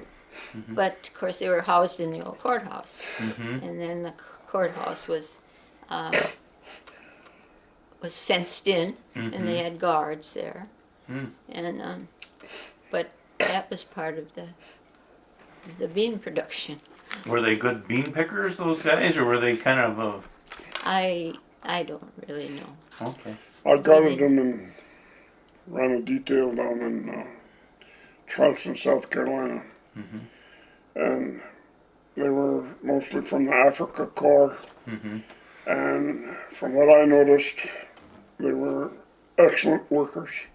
In fact, they'd worked a deal out with the base commander down there that they'd lay so much sidewalk with bricks that were coming from these old brick factories. And Excuse me. Let's just shut down for a yeah, second. We'll that's take a break here. Take a bite. Yep, we're rolling. Bill, you worked again, like I said, for Hulber, and you spent time working in the community and stuff. And then you had a calling to go into the United States Armed Services. Can you tell us about that experience? I didn't have any calling as such. I did my 2.5 years of college. And of course, when I grew up as a kid, I was really intrigued with Lindbergh's deal. I was 7 years old then. I had his books later and so forth. And I thought, I'd kind of like that flying deal. Then I thought in my own mind the war was coming on. And I thought I'd relieve my parents of the load of my education. So I enlisted in the Navy. And I was in the Naval Air Corps. I was going to be a pilot. Eventually I washed out of the Navy. I couldn't handle the acrobatics, for one thing. Getting sick and so forth, but what happened? And so I washed out of the Navy. This was in January of 1942. Of course, I didn't know what I was going to do then. I came back home, and I worked for George Hopefully on his boat for summer, and I did some logging for Iverson in the fall and the winter, hauling timber. And in the meantime, I found out that I could re-enlist in the Air Corps at that time if I could pass their exam with a handicap. So I went down to Ironwood. I took the exam. I had a 35-point handicap, and I was a little concerned about that. But believe it or not, I made it. So I got called in February of '43 to go back. So I went through basic training at Miami Beach, and then was shipped to the University of Cincinnati. They had so many men, they were trying to hold them all, so went to school there for a couple months, and to San Antonio, Texas, to go through the deployment center, and then finally got shipped into the aviation cadet program in the fall of '43. I worked my way through places in Yukon, Oklahoma, Garden City, Kansas, and back to Frederick, Oklahoma, where I graduated a pilot in 1944. So I came home on leave and then went to Liberal, Kansas to get checked out in the B-24s. And upon finishing there, I picked up a crew in Lincoln, Nebraska, and went on my way over to England by way of Labrador and Greenland. Hey Bill, before you go too far, what was the B-24? It was a 4-engine bomber. I got a picture of it. That was a over bomber. there. Okay, Yeah. maybe we'll get a shot of that. There's a before. picture of it over there. So I got to Greenland, we had a major storm. And here we had all these aircraft on this fjord. The runway ran uphill, and there was a little gravel spot down below. The winds got up to over 115 to 130 miles an hour, and the gravel was picked up from down below and blown into all our engines. And you can imagine the disaster we had there. Here's over 100 and maybe 25 bombers, both B-17s and B-24s. Can't move, minimum maintenance, because it wasn't designed for that. And we had to strip all those airplanes down, help the ground crews. It took us over a month. And of course, hey, we all thought, hey, this is terrible. When I think back, it saved my bacon. I didn't get involved in those 1,000-plane raids like they were having. But You were a little bit behind that. Yeah. That went out of England? Yeah. So finally we got squared away and we took off. I went to Iceland, overnight there, and then down to the Isle of Man in the United Kingdom. We delivered the airplane there. Then we went the other means of transport, heading for a replacement center. I got there, I came down with pneumonia, and the crew shipped down without me, and I'm stuck there. And I thought I was going to die there. It wasn't a hospital, it was a little infirmary. But believe it or not, in the mess hall, when it's time to eat, they'd bring over a metal tray with a greasy old pork chop in it, you know, when you're sick. But there was a kid from Ironwood I found that was a medic there. And he heard from where I was from, and we used to visit back and forth. He said, I think I can help you. And he went and got bouillon cubes, which were fairly new at that time. And I lived on those for a couple of days and recovered. But when I got to my unit, I got to the famous 389th Bomb Wing, where James Stewart, the movie star, was a colonel there, and others. And the war ended. Well, I was still trying to recover from my illness. ears were plugged and so forth. But I recovered enough to take one flight over Germany to see the bomb damage. We took over a 10-hour flight. We went through the upper regions of the Netherlands, Belgium, over into Germany, into Dresden. And the damage was unbelievable. We never saw a train moving. Everything was sunk in the rivers. Wrecks everywhere, aircraft strewn all over the countryside. And What was your rank at that point? I was a second lieutenant. Second Louis then, eh? And when we got back to the base, spent a couple of days there, and all of a sudden on a Saturday, somebody came down and says, "Can you get your clothes ready and ready to roll for the States?" Hey, believe me, I had a bag, threw my stuff in there, and I rode back as a passenger in a B-24 as an extra hand, and got back to the States that way. That's when I went then to Charleston.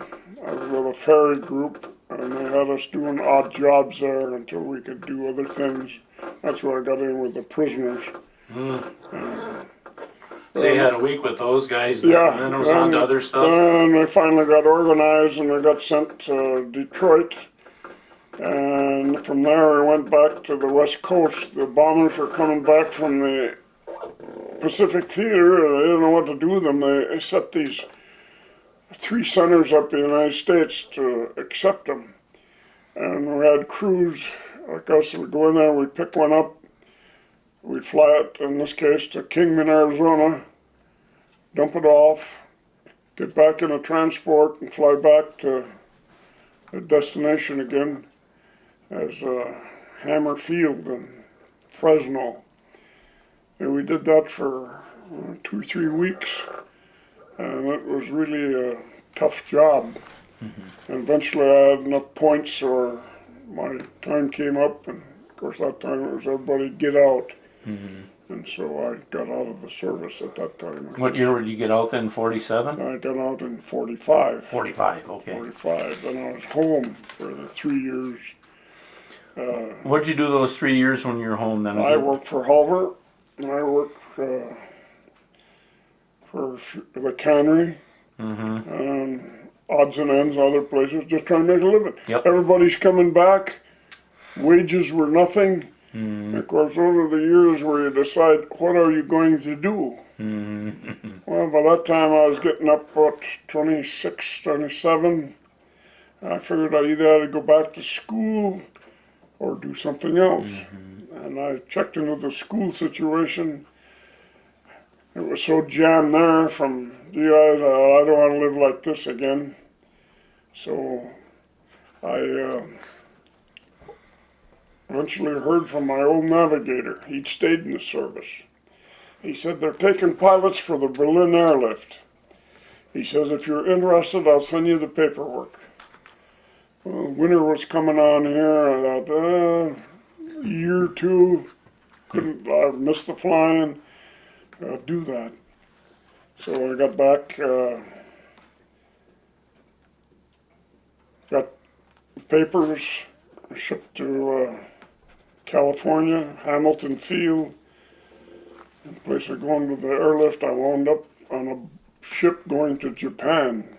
Of all the worst routes for you to go is on a Well, ship. yeah, in the winter, with 5,000 women and children. Yeah. I was seasick, and everybody else was seasick. The weather was such they closed everybody in, nobody on the decks. It was quite a trip. What was it, 10, 12 days I think it took. We got into Yokohama, and I got assigned to Yokota, which was the biggest air base over there. Not that that made any difference, but happened to get there. No, by now you're just the Air Force you're in, or the Air Force. Air Force, By yeah. this time we changed over, and Yeah. it was the Air Force rather than the Air Corps. Yeah. And I thought, man, I was starting a 3-year deal, and in Japan things were rough there. Not so much on the base, but I'm talking about surrounding areas and all that. And I sure wasn't too happy over that. And I I was selected by the base commander because the opening was there. I wound up as a police and prison officer of a base running a guardhouse. And as I mentioned, I was interested in Lindbergh's deal. Believe it or not, he came and inspected my guardhouse as part of the Goodrich Commission that they had after the war to inspect various things. I didn't see him personally. Oh, I saw him, but at a distance. I didn't meet him by any means, but I got to see him, which I thought was pretty good. Yeah. And I was there for almost a year, and I got transferred to Guam, which was the greatest thing that ever happened. I cut my tour in half. It was a tropical island, and it was just like living in a resort area as far as I was concerned. Is that about 46 then? This was 49 and 50. Oh, okay. So I came home in May of 1950 from overseas hitch. And I was back, got shipped to the East Coast, and I wound up in the first jet four-engine bomber unit that the Air Force had at the time. And that was an experience. Engines were failing. We had everything you could imagine going wrong with that airplane. I wasn't too happy there because it wasn't the aircraft I was checked out in and familiar with. And all of a sudden, here comes the Korean War. It had started, of course, right after I got back. They were looking for pilots that were qualified. My number came up, and I got shipped back to Japan, the same base I was at originally. And I flew 39 combat missions over there in B-29. Got shot down by MiG-15s on the 24th. That was the Russian plane. 24th of October, 51. And fortunate enough to finish my tour, and I got home for Christmas in 1951. So after that, of course, there was other stops and along the way. On different aircraft, I finished up B-29s, went to KC-97 tankers. And when the first jet tanker came out, I was fortunate enough to be in the squadron that got those. You see the picture on the wall up there. And I spent 5 years in northern Maine. Rugged conditions, up to Greenland several times, Thule, so forth. So how many Finally years worked, were you in then, Bill? Huh? How many years were you in the service? I did 20. You did 20? Yeah, I finished at 20. I finally got to Marquette. They were just opening a base at Marquette, Michigan. And of course, I couldn't wait to get there. It was close to home. And believe it or not, I had enough time in Maine that I was being considered. And so that finally worked out, and I got to Marquette, and I spent the next 5 years there, and I retired there.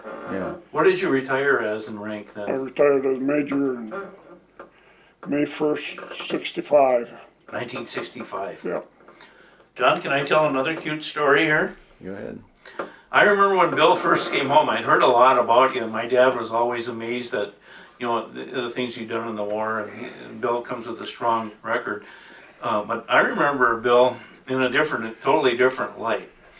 And I think it was in 65. You got home in 65, so it had to be in the January of 66.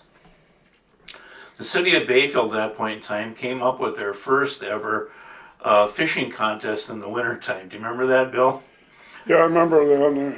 And so my dad, who was involved in the chamber in those days, had worked out something with Roger Berdeen where they'd send a truck down to Troutdale. And Bill volunteered for that. And lo and behold, my dad says, Bob, you're going with Bill, and Kenny Johnson's going with Bill, and you're going down to Troutdale with a guy, and you're going to help him carry water pails full of, remember those rainbow trout that they planted? So my first experience ever with Bill, that I knew him at all, was probably in January of that year, and I remember hauling like 40 buckets of those doggone rainbow trout back. And back to Bayfield we went and planted them on that Saturday. Then Sunday, Bill, everybody congregated around the holes that were dug there. And I think maybe only one or two out of that 100 fish were Yeah, caught. that's about it. And I don't remember if we did it a second year. I think I thought we did it twice, but I thought I had a picture of that, where all the people were, it was right down, that's the one I think where the fishing contest was won by Dave Supple. He had that smoked chub or something there. Remember that? Yeah, well, Well, anyway, that's my experience. Mary, we're back. You're back in Green Bay, and you get back, then you meet Bill, and then tell us a little bit about when you guys just finally decided where everything. Bill, where were you living at the time, and how did you plan your future after that together? You just say we're just going to Bayfield and make a go of it now, or how did that all unfold? well, it took 3 years. I think you're making noise here. Okay. It took about 3 years before we were married. We got married on June 1st, 1974. And of course, we lived in the red house here for 6 years. And then we started to build a house in 79. And we moved in in November of 1980. This place. And so it's been a busy time since then. So there's one thing or another. So Yeah. So you were. That was kind of like. When did you retire then? I didn't really. From what? From I haven't retired yet. Yeah, you're still full time I was someplace. always gonna. Yeah. I got a lot of things I want to do, and I retired. Retired 2 years ago when my health went down the drain a little bit. So What were some of your hobbies in life then, Mary? And what did you do for fun and entertainment and things like that? well, as a single person, or Yeah, and then Yeah. a little bit later in life, you guys did things together too. So. well, we had projects. You know the projects my husband has dreamt up over the years. So it all takes time. I liked gardening. And then, of course, I enjoyed singing in the Schwamigan choir. And it seemed like the days just were filled. And, of course, with having, after my mom passed away, then John needed help up at the farm. And so I enjoyed going there and packing raspberries and doing what I could to help. And, Mary Beadlow would be your niece. yep. She tells me that your grandmother, and other people have told me this too, had the most beautiful hands. She had those really strong hands that that you see, and I just wanted people out there to know that a little bit about her. Well- What did she look like? And tell me a little bit about. My mother, Yeah.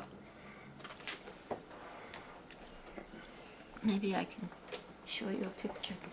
Your photos in infinitum now someplace, or do you have a lot of the old Stark photos and family photos that route? oh, there's some around Yeah. here someplace. There's a lot of I have to photos. dig them out though. Urasco, before you get too old, I want you to sit down and write the names of everybody on the back of them. Well, that's the key to it, of course. If you Yeah. don't do that, then it's Then they're lost. That's all there is to it. Yeah. I found that out with all the work I did Yeah, with my yeah, I can grandparents. see that. That's it. Some of these Nobody will pictures. know them from Adam Well, anymore. that's it, and then of course. And we see them in our deal too. We don't know who this is or that. The folks have taken the picture. It meant something to them, but not to us. And that's the way it is. That's all. So Is that about- yeah, there's all kinds of changes that have happened. And, That's just the way life is meant to be. yeah. John, we're in the process now. I've kind of wanted to get back to Bill here a little bit, and I know you got into the construction business. Well, I was in the excavating business. Yeah. That's Okay, John. Yep. Bill, I know that one of the things that you did when you got back, went into business for yourself, and as you just brought to my attention, it was the excavation business. Yeah. So tell us a little bit about how that all went, and where that wound up, and where you're at now. Well, I saw tobacco sometime back in the early 60s, and I was impressed with what it could do and so forth. And my father was too, he was around then, and knew what it is. So we finally invested in a case tractor, an old timer, and but they're now still in the service and doing odds and ends, and they had this property then. I started doing things out here with it. And when I retired, I really didn't know what I was going to do.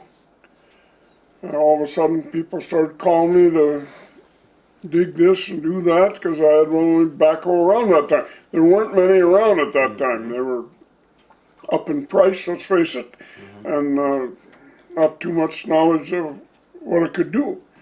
And so all of a sudden, well, I'll start doing some of that. Well, I enjoyed the outdoor work and so forth, and eventually do that. Then you needed sand. You know, Dad made a deal with a guy to piece of property out on Jay, which was an ideal sand pit.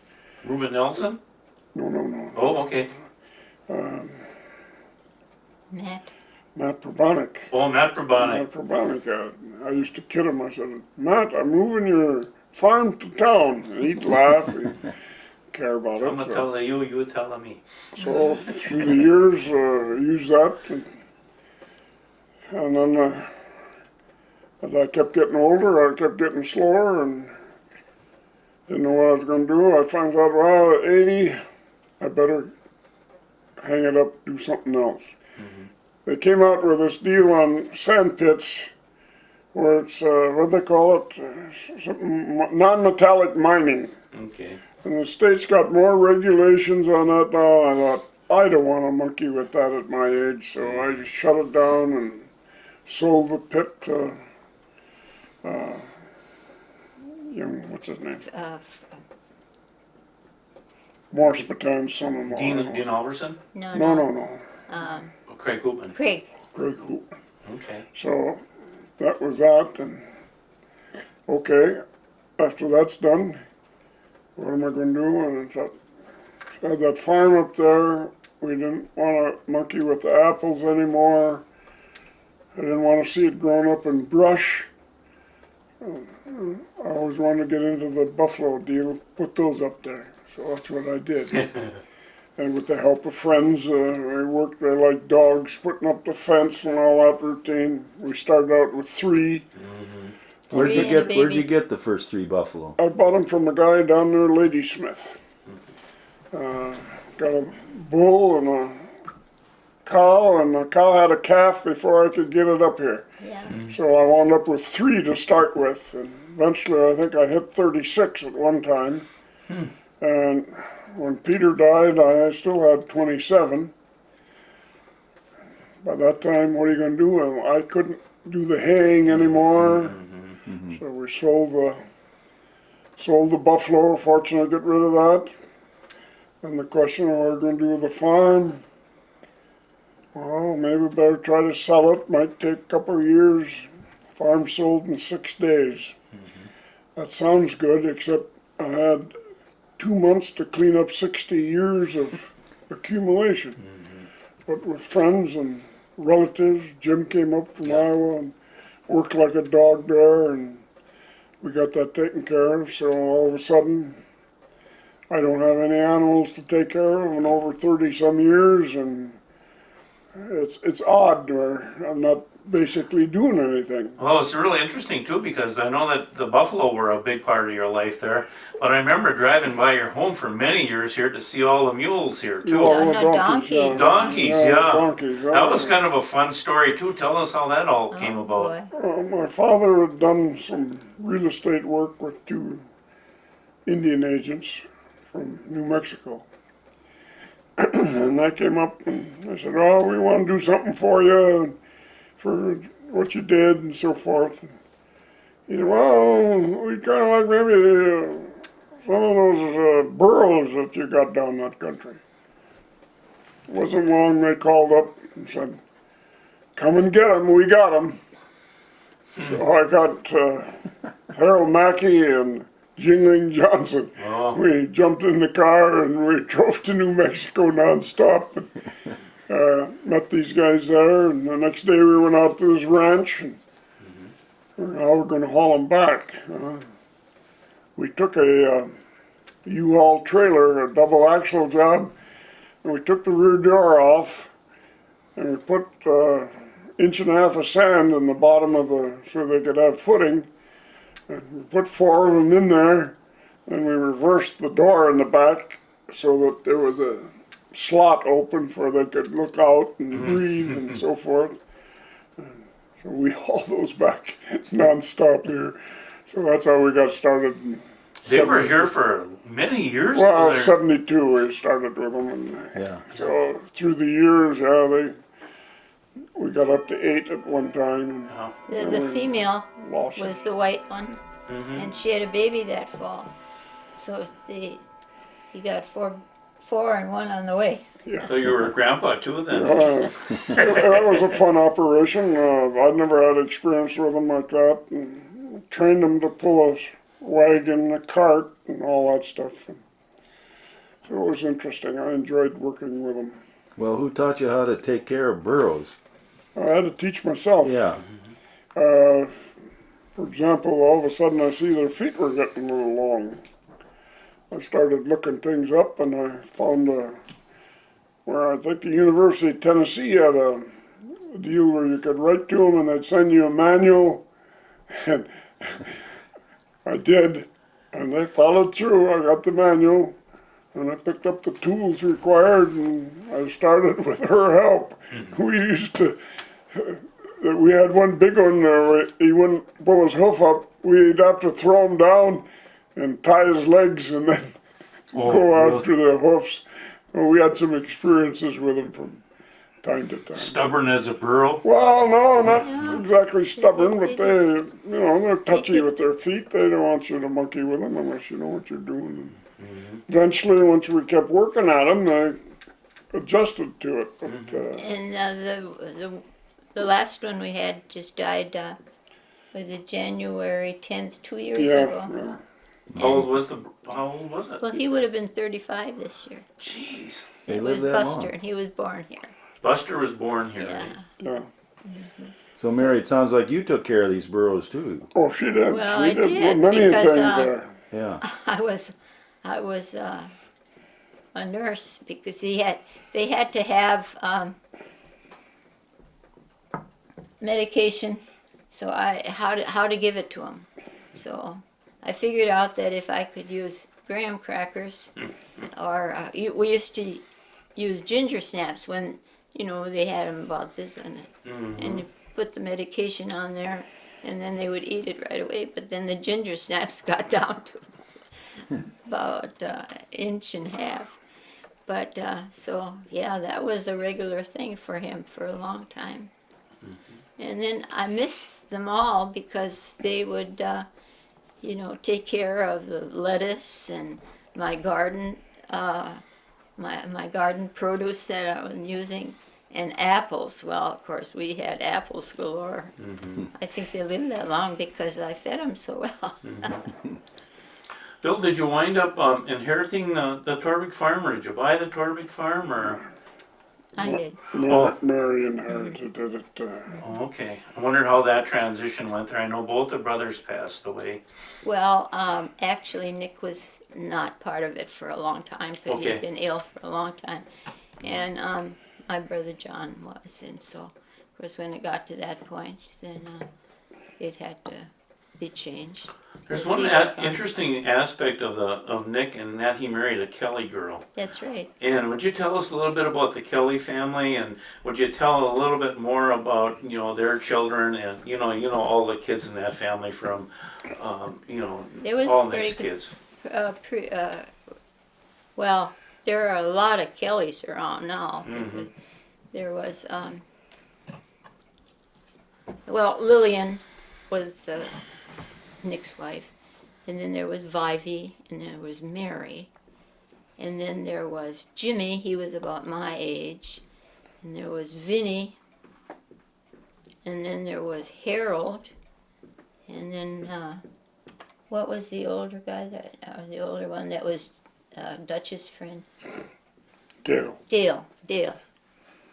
So there were 7 that I know of. And then of course they had, Dale had quite a few kids, and Vinny had, well,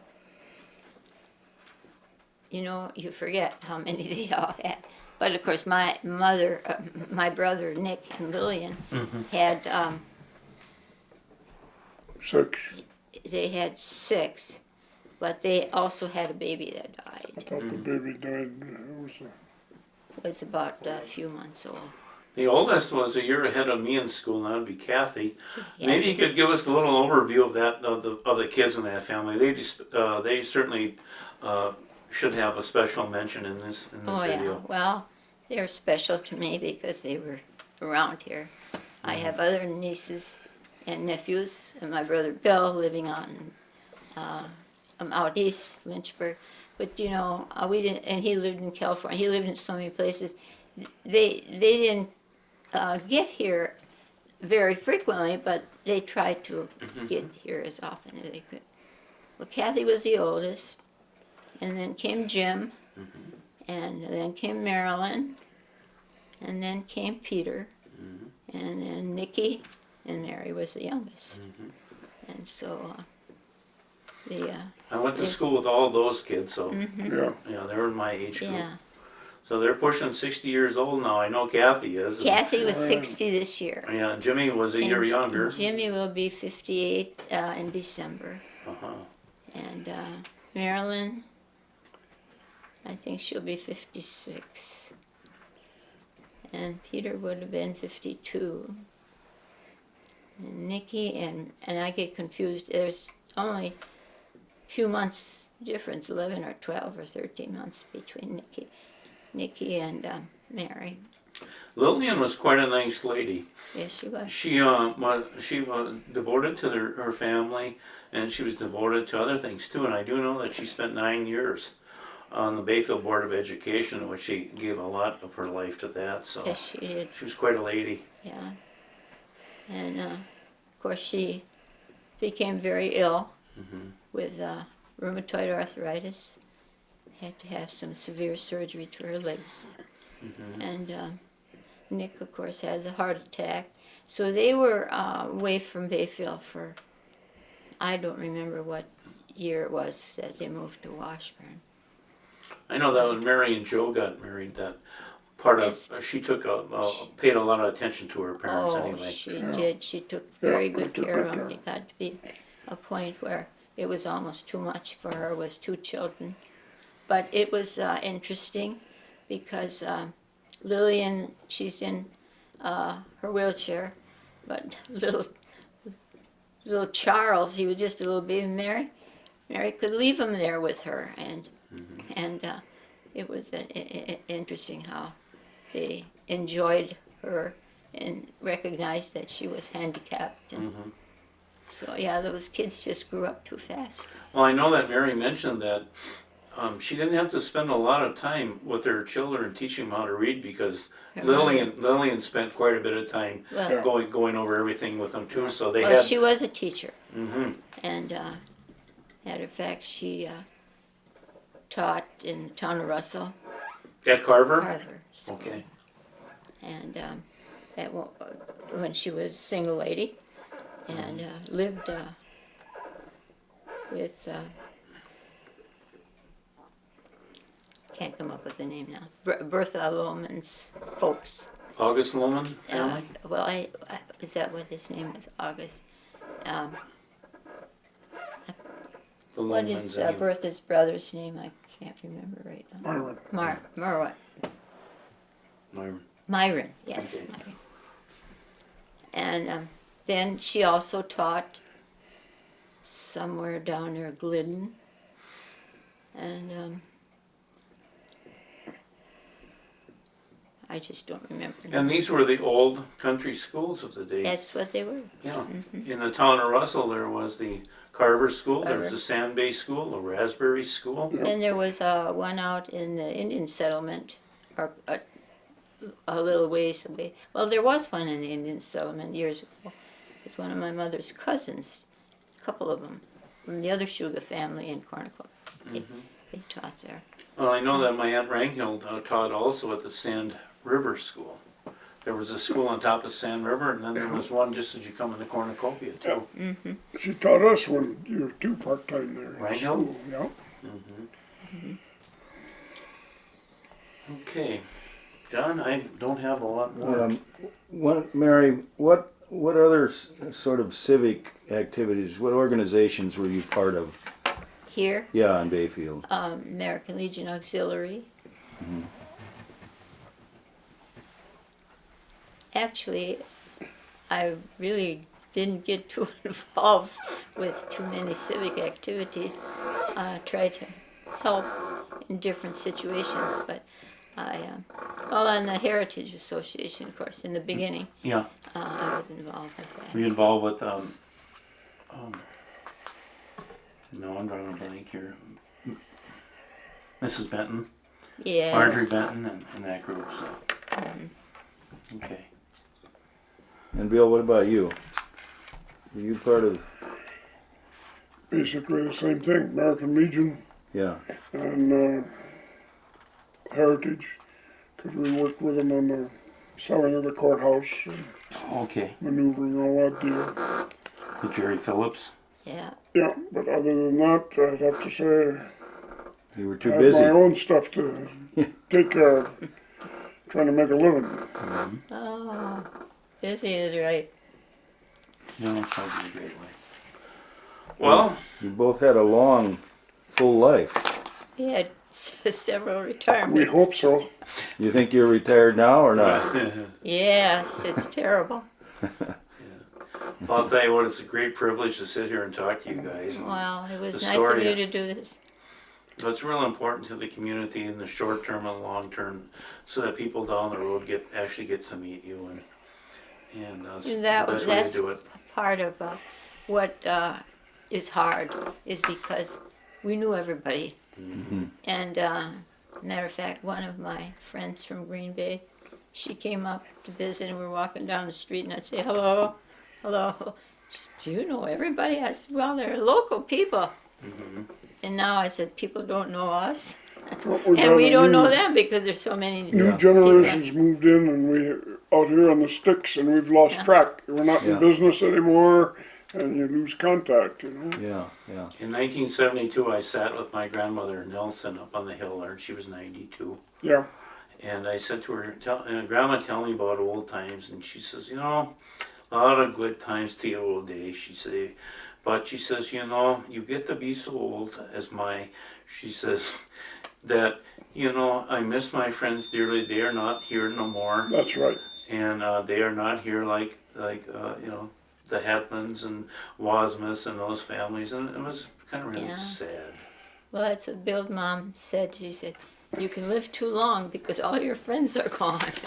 And it's hard to get young again and jump right in with the young crowd. You're talking about your grandmother. While I was at the store as a kid, they delivered twice a day. And of course, your grandmother and grandfather always dealt with my grandfather Stark.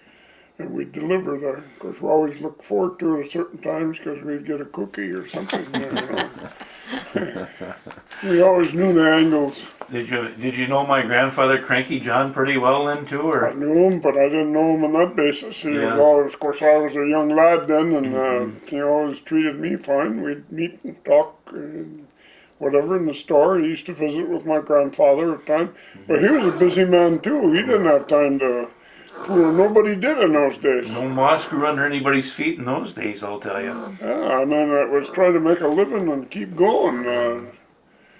The stores opened up at 7 in the morning at least, some 6. And go to 6 at night, Saturdays again.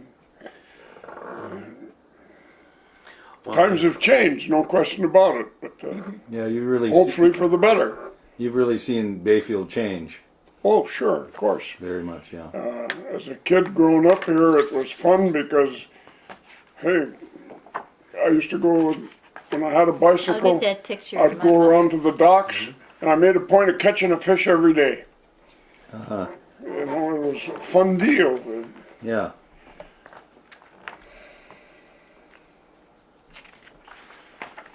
Well, I don't know if it's all for the better, but there's nothing we can do about it, can No, there? I remember like snow removal. I remember the county had a rotary snowplow on tracks that would come through about once a year and try to clear the snow off, and that was it. You didn't see anything. I can remember when they used a wooden snowplow here with teams trying to clear the streets a little bit. Not very successful at it. Look at that one photo where they got 5 teams pulling it. Oh, sure. 5 teams of horses, 6 horses. Of course, then again, simple pleasures, dog team racing in the summer or in the winter here. That was a big event.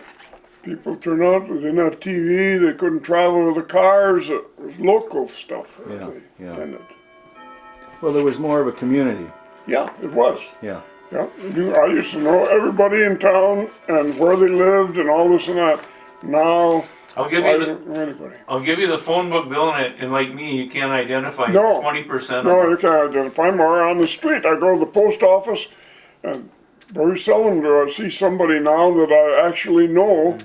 But I understand that. I'm out here, and It's getting to be that way for me too, though. It's oh, sure, pushing it's 60 is I bound to be that way. yeah.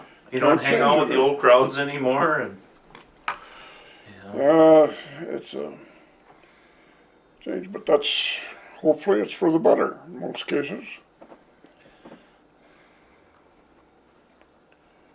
Guess it kind of faded already. oh, This is my mom and dad, oh wow. and this was her. Well, that's a This nice. is Isn't that a nice photo? right up here is where Einar Olson has his house Oh, because okay. he bought that property from us, and then the orchard across from our old our farm, and then Was also this a nice photo? where Very nice photo of the hands. her hands. Why don't, Mary, if you just hold these pictures up, I think I can. But it looks Yeah, like you they're can so hold it. faded. I If don't know. you hold that and then this one, right pointed toward the Can you camera. zoom in? Yeah. Let's see, and tilt it down a little. Yeah, because I was getting reflection. No, we got a few shots of the B-52s and the B-29s. Can we take those down? Can we take those down, Doug? Or not? So, Mary, who is this now? My mother, Mary Sugar And- Torbick, It looks like raspberries. raspberry. The raspberry season. And would you say when was this taken? About what year? Wow, she's been gone 29 years. Yeah. So Has to be about 35 years ago, maybe even 40. 40 years ago. Yeah. 1968, Could have 69. been. Probably be close. Yeah. Okay. So let's hold that other one up Okay. too. This was taken at the fish hatchery.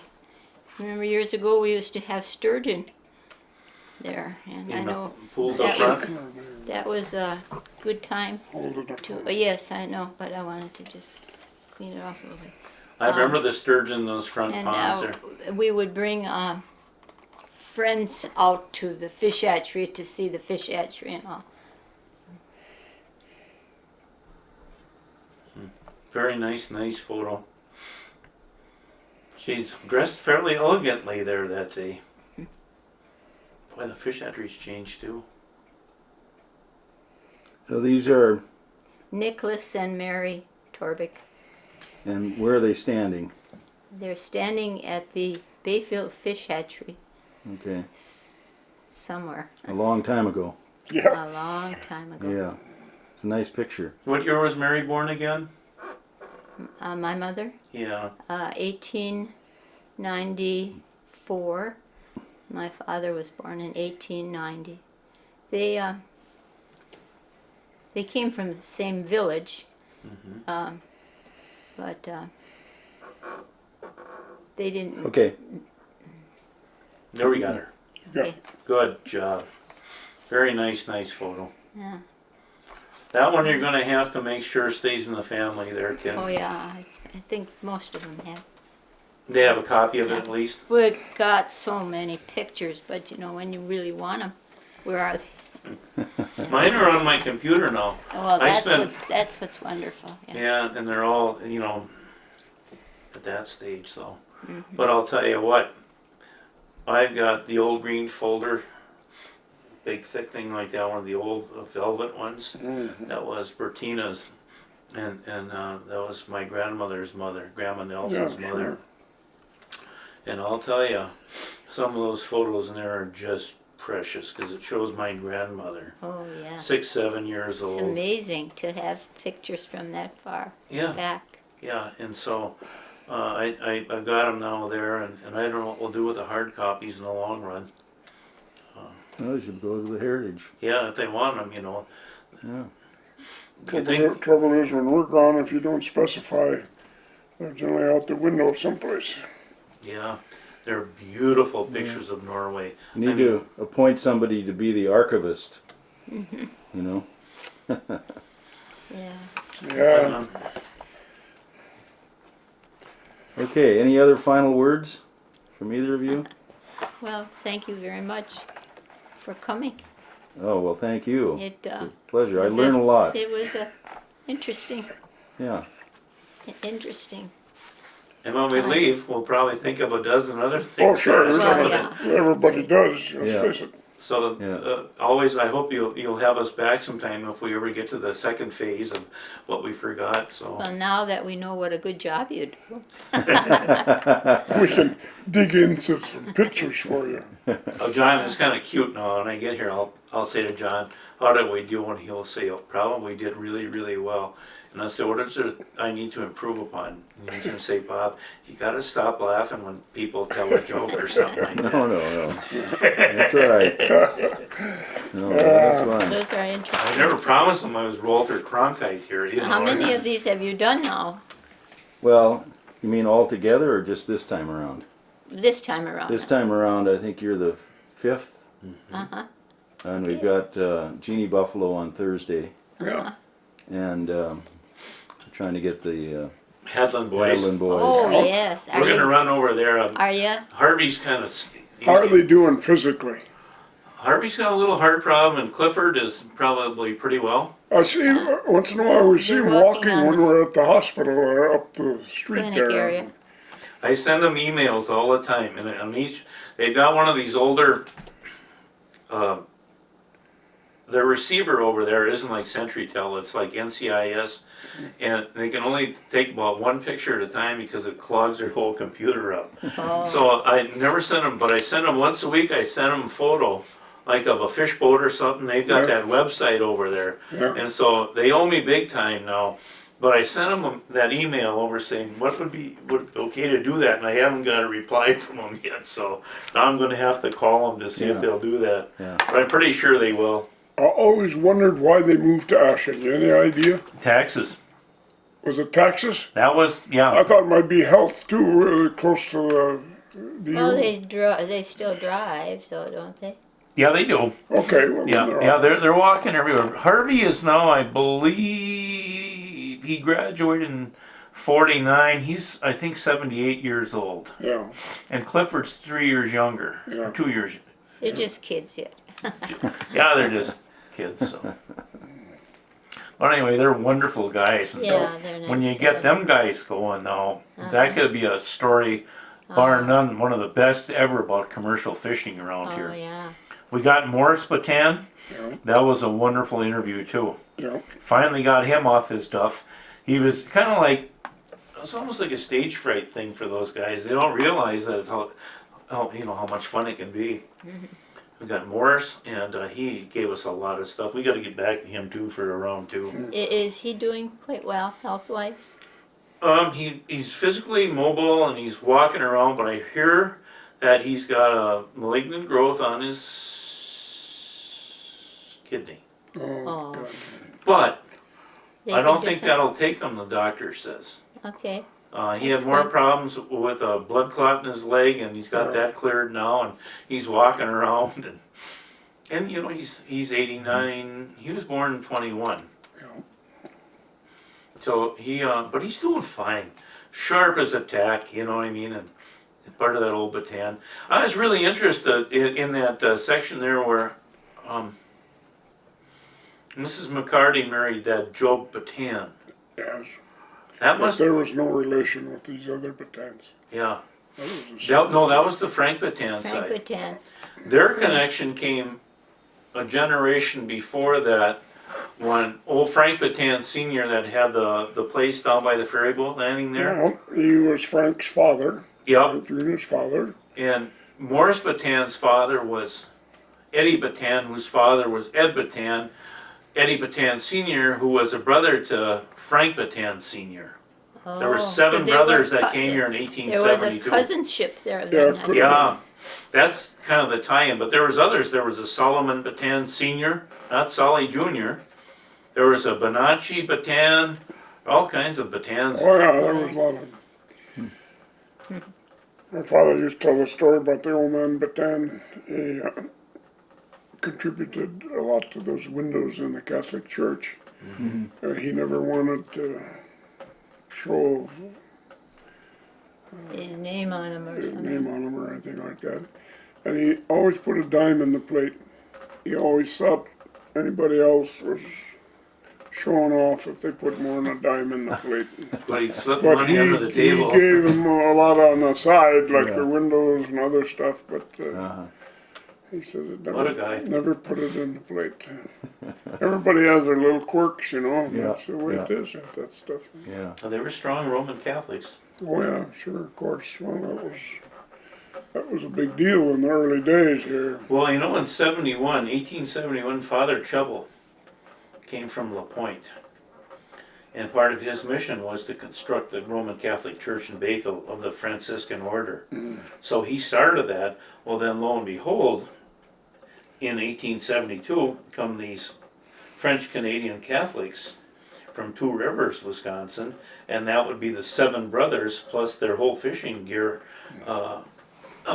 from Two Rivers. Yeah, And that was kind of a nice connection because now Chubble was here, and the hard-working core of the community at that time was Frank and Nelson Bataan when they owned the fishery and then the lumber. And so off the backs of the lumber and the fishing industry, so was built the Roman Catholic Church here in Bayfield.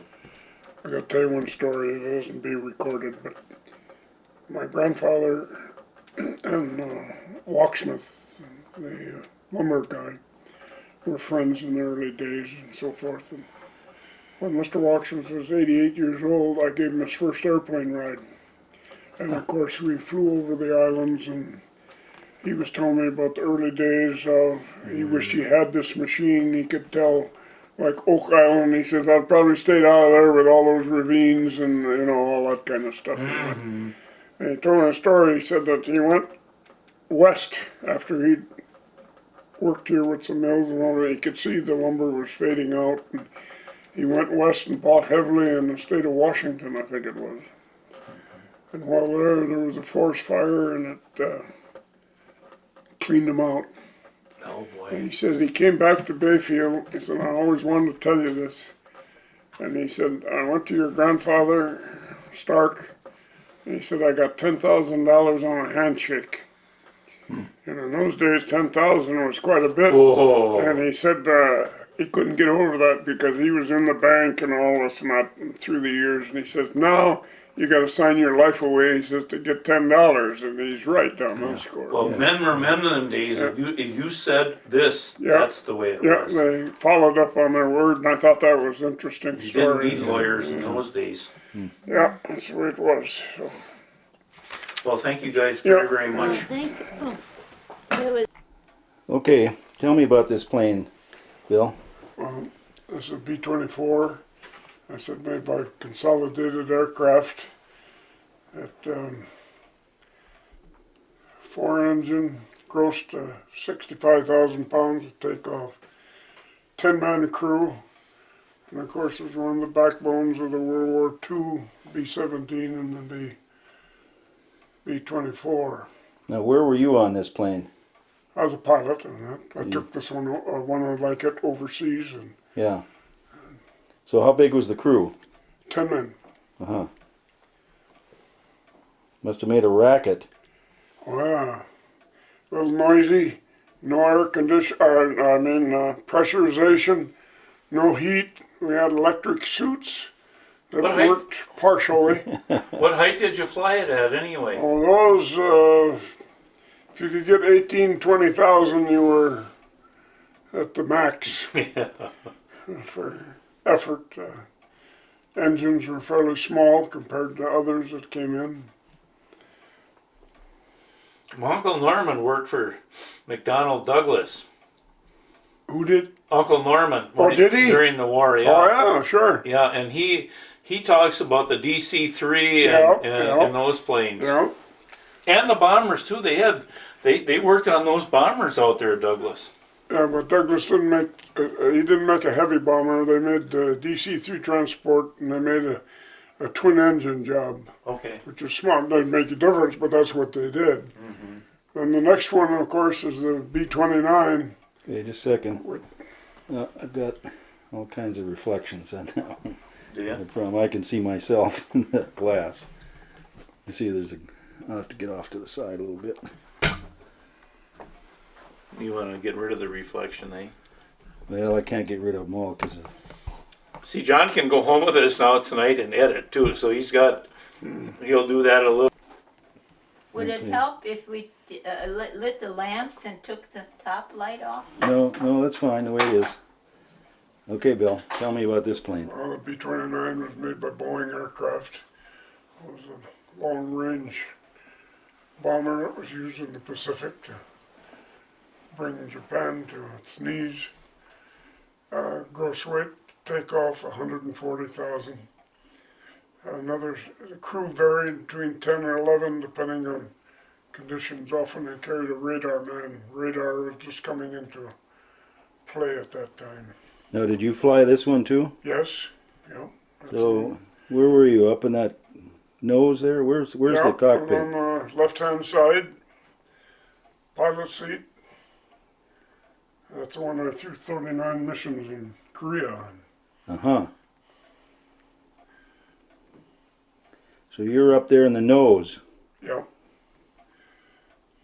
When you got shot down, Bill, were you in the American side or were you on the north side? I'll tell you after this is over. Okay. Okay. Now, I got to set up for the other one. 1,000, so you can see I how need you things to, are. need you to start over because now I'm recording. Okay, so tell me about this plane. It's a KC-135 made by Boeing. Was the first jet tanker in the Air Force. Gross weight roughly 298,000 at takeoff, max gross weight. Carried a crew of 4 normally. 2 pilots, a navigator, and a boom operator. Now, did you fly this one too? Yes. And of course, this was just like stepping overnight into another deal from a 250 mile an hour range to the 500 deal. At one time, we took a general from Marchfield, California to the northern tip of Maine in 3.5 hours. Of course, we burned a little fuel doing that. How fast would that baby fly? Oh, depending on the wind. There was times we clocked well over 550, close to 600, if the winds are strong. State of the art in 1957. Yeah, now it's over 50-some years old, and they're phasing them out. They still fly them? Yep, they're still flying them. Although improved versions, a lot larger engines. They've re-equipped them as far as instrumentation.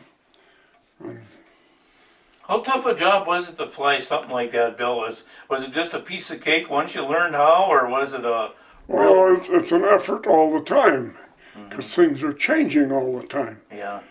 Takeoffs, for example.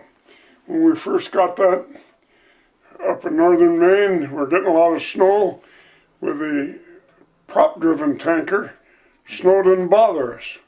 Hey, go. We found out the hard way You get an inch of snow on the runway, that would extend the takeoff on this thing over 1,000 feet. Well, that's a tremendous difference if you've got a big load on. So, and landing also, you couldn't stop as fast in some cases because you didn't have reverse pitch propellers at that time. Now they got reverse thrust on them and all that, but improvements are being made through the years. Did they have autopilots on them in Oh, those days sure, too? sure, of course. Good ones too. Yeah. Oh, yeah. Well, we had autopilots on all these. Very primitive on the B-24. Far improved on the 29. And we again, way above the norm on these. Now I read where they're so perfected that most of these airline deals I read and I was shocked, they're using the autopilot on final approach, on instrument approaches. They're trusting the autopilot more than the pilot in charge. So that's Not in your day, though. No, this is all handwork. Yeah. You asked about the getting shot up. Yeah. We got nailed by a flight of these 50, what I call them? MiGs. MiG 15s. Never expected to see them. Our range, where we were, we'd finished the bombing run, and I gotta admit, everybody relaxed, gunners left their positions. Nobody had ever penetrated that far south before. On this particular day, we had a flight of 4, and all of a sudden, sitting in that airplane, and that whole airplane just shook. Dust flew out everywhere, accumulation of years, and we didn't know what happened. We heard an explosion, and we looked and started checking things. Our number 4 engine was burning. We'd got a cannon shell between number 3 and the fuselage, which blew a huge hole in the wing system. And other things we didn't know about. Our main object then was to get that thing on the ground someplace. We're about 100 and some miles up into North Korea. Nobody wanted to be a prisoner there. So we found out that it looked like we could make it to Taegu on 3 engines. We shut down number 3, and that cut the fire off there because the oil cooler was burning. But we had a temporary fire from where the cannon shell hit, and it blew out. The guy next to us got hit almost in the same position. His didn't go out. He's burning, didn't want to be a prisoner. What do I do? He's hollering on the radio. Best we could do to help him was tell him there was a South Korean Coast Guard off the shore, and he best try to bail out over the water, and maybe they'd pick him up. We watched him. We were right close to the yellow sea there, and they bailed out, but one guy's chute didn't open, and they lost 3 more in the water. They had 7-foot seas, but they got the rest of them. It was lucky, but we kept limping, and we made it to a fighter base called Taegu, and they had these metal strip deals there for runways, and that, we touched down on that, and next thing you know, we had a flat tire that was shot out, and we found that one set of controls was shot up, our life raft was shot up, and we had numerous other holes in it. But we made it, and we could tow us into the ramp. And the next day, of course, they're looking over, the engineering guys are looking over the airplane, and we're wondering, okay, what can we do to get home? And we're a long ways from Japan there. And I found out that the main wing spar had been damaged by that cannon shell, and it wasn't worth repairing. So they junked it right there. So we got back to Japan by any way we could. I caught a ride on a transport and went through Seoul and got back on that deal. But Boy, that's a story. we were lucky. It never got a scratch. You had an angel sitting over your shoulder. Yeah, the angle that he hit us, and we got a look at him when he pulled up in front of us, and we knew it wasn't Chinese or Asian. We could tell it was a white man. It was Russians. They weren't publicizing it, but they finally, later it's been come out, they had 1 or 2 squadrons of their top men down there to check out their 15, because it was a new aircraft and they wanted to know, and they were right at the limit of their fuel supply there. If he'd have turned and come back at us, he could have finished everybody off, but they didn't have the fuel. Isn't that So something? he had one pass and he put up and he's heading for the Yellow River again. So we were damn lucky, put it that way. Took one poke at you and smiled and left. That's right. He knew he hit us and he could see the flame and so forth, but we were fortunate enough that it blew out and we could shut it down and get back home. What a story. Close call. Close call. Yeah, it was. I think about it every once in a while. Yeah. You know, you think, geez, it could have been just a little bit different if his firing had been sooner or a little bit more to the right. He'd have wiped us out like nothing. But Yeah, yeah. just caught us at Just- the right just- angles. And so it was interesting. Yeah. Well, no, I'm going to go home and you can stop.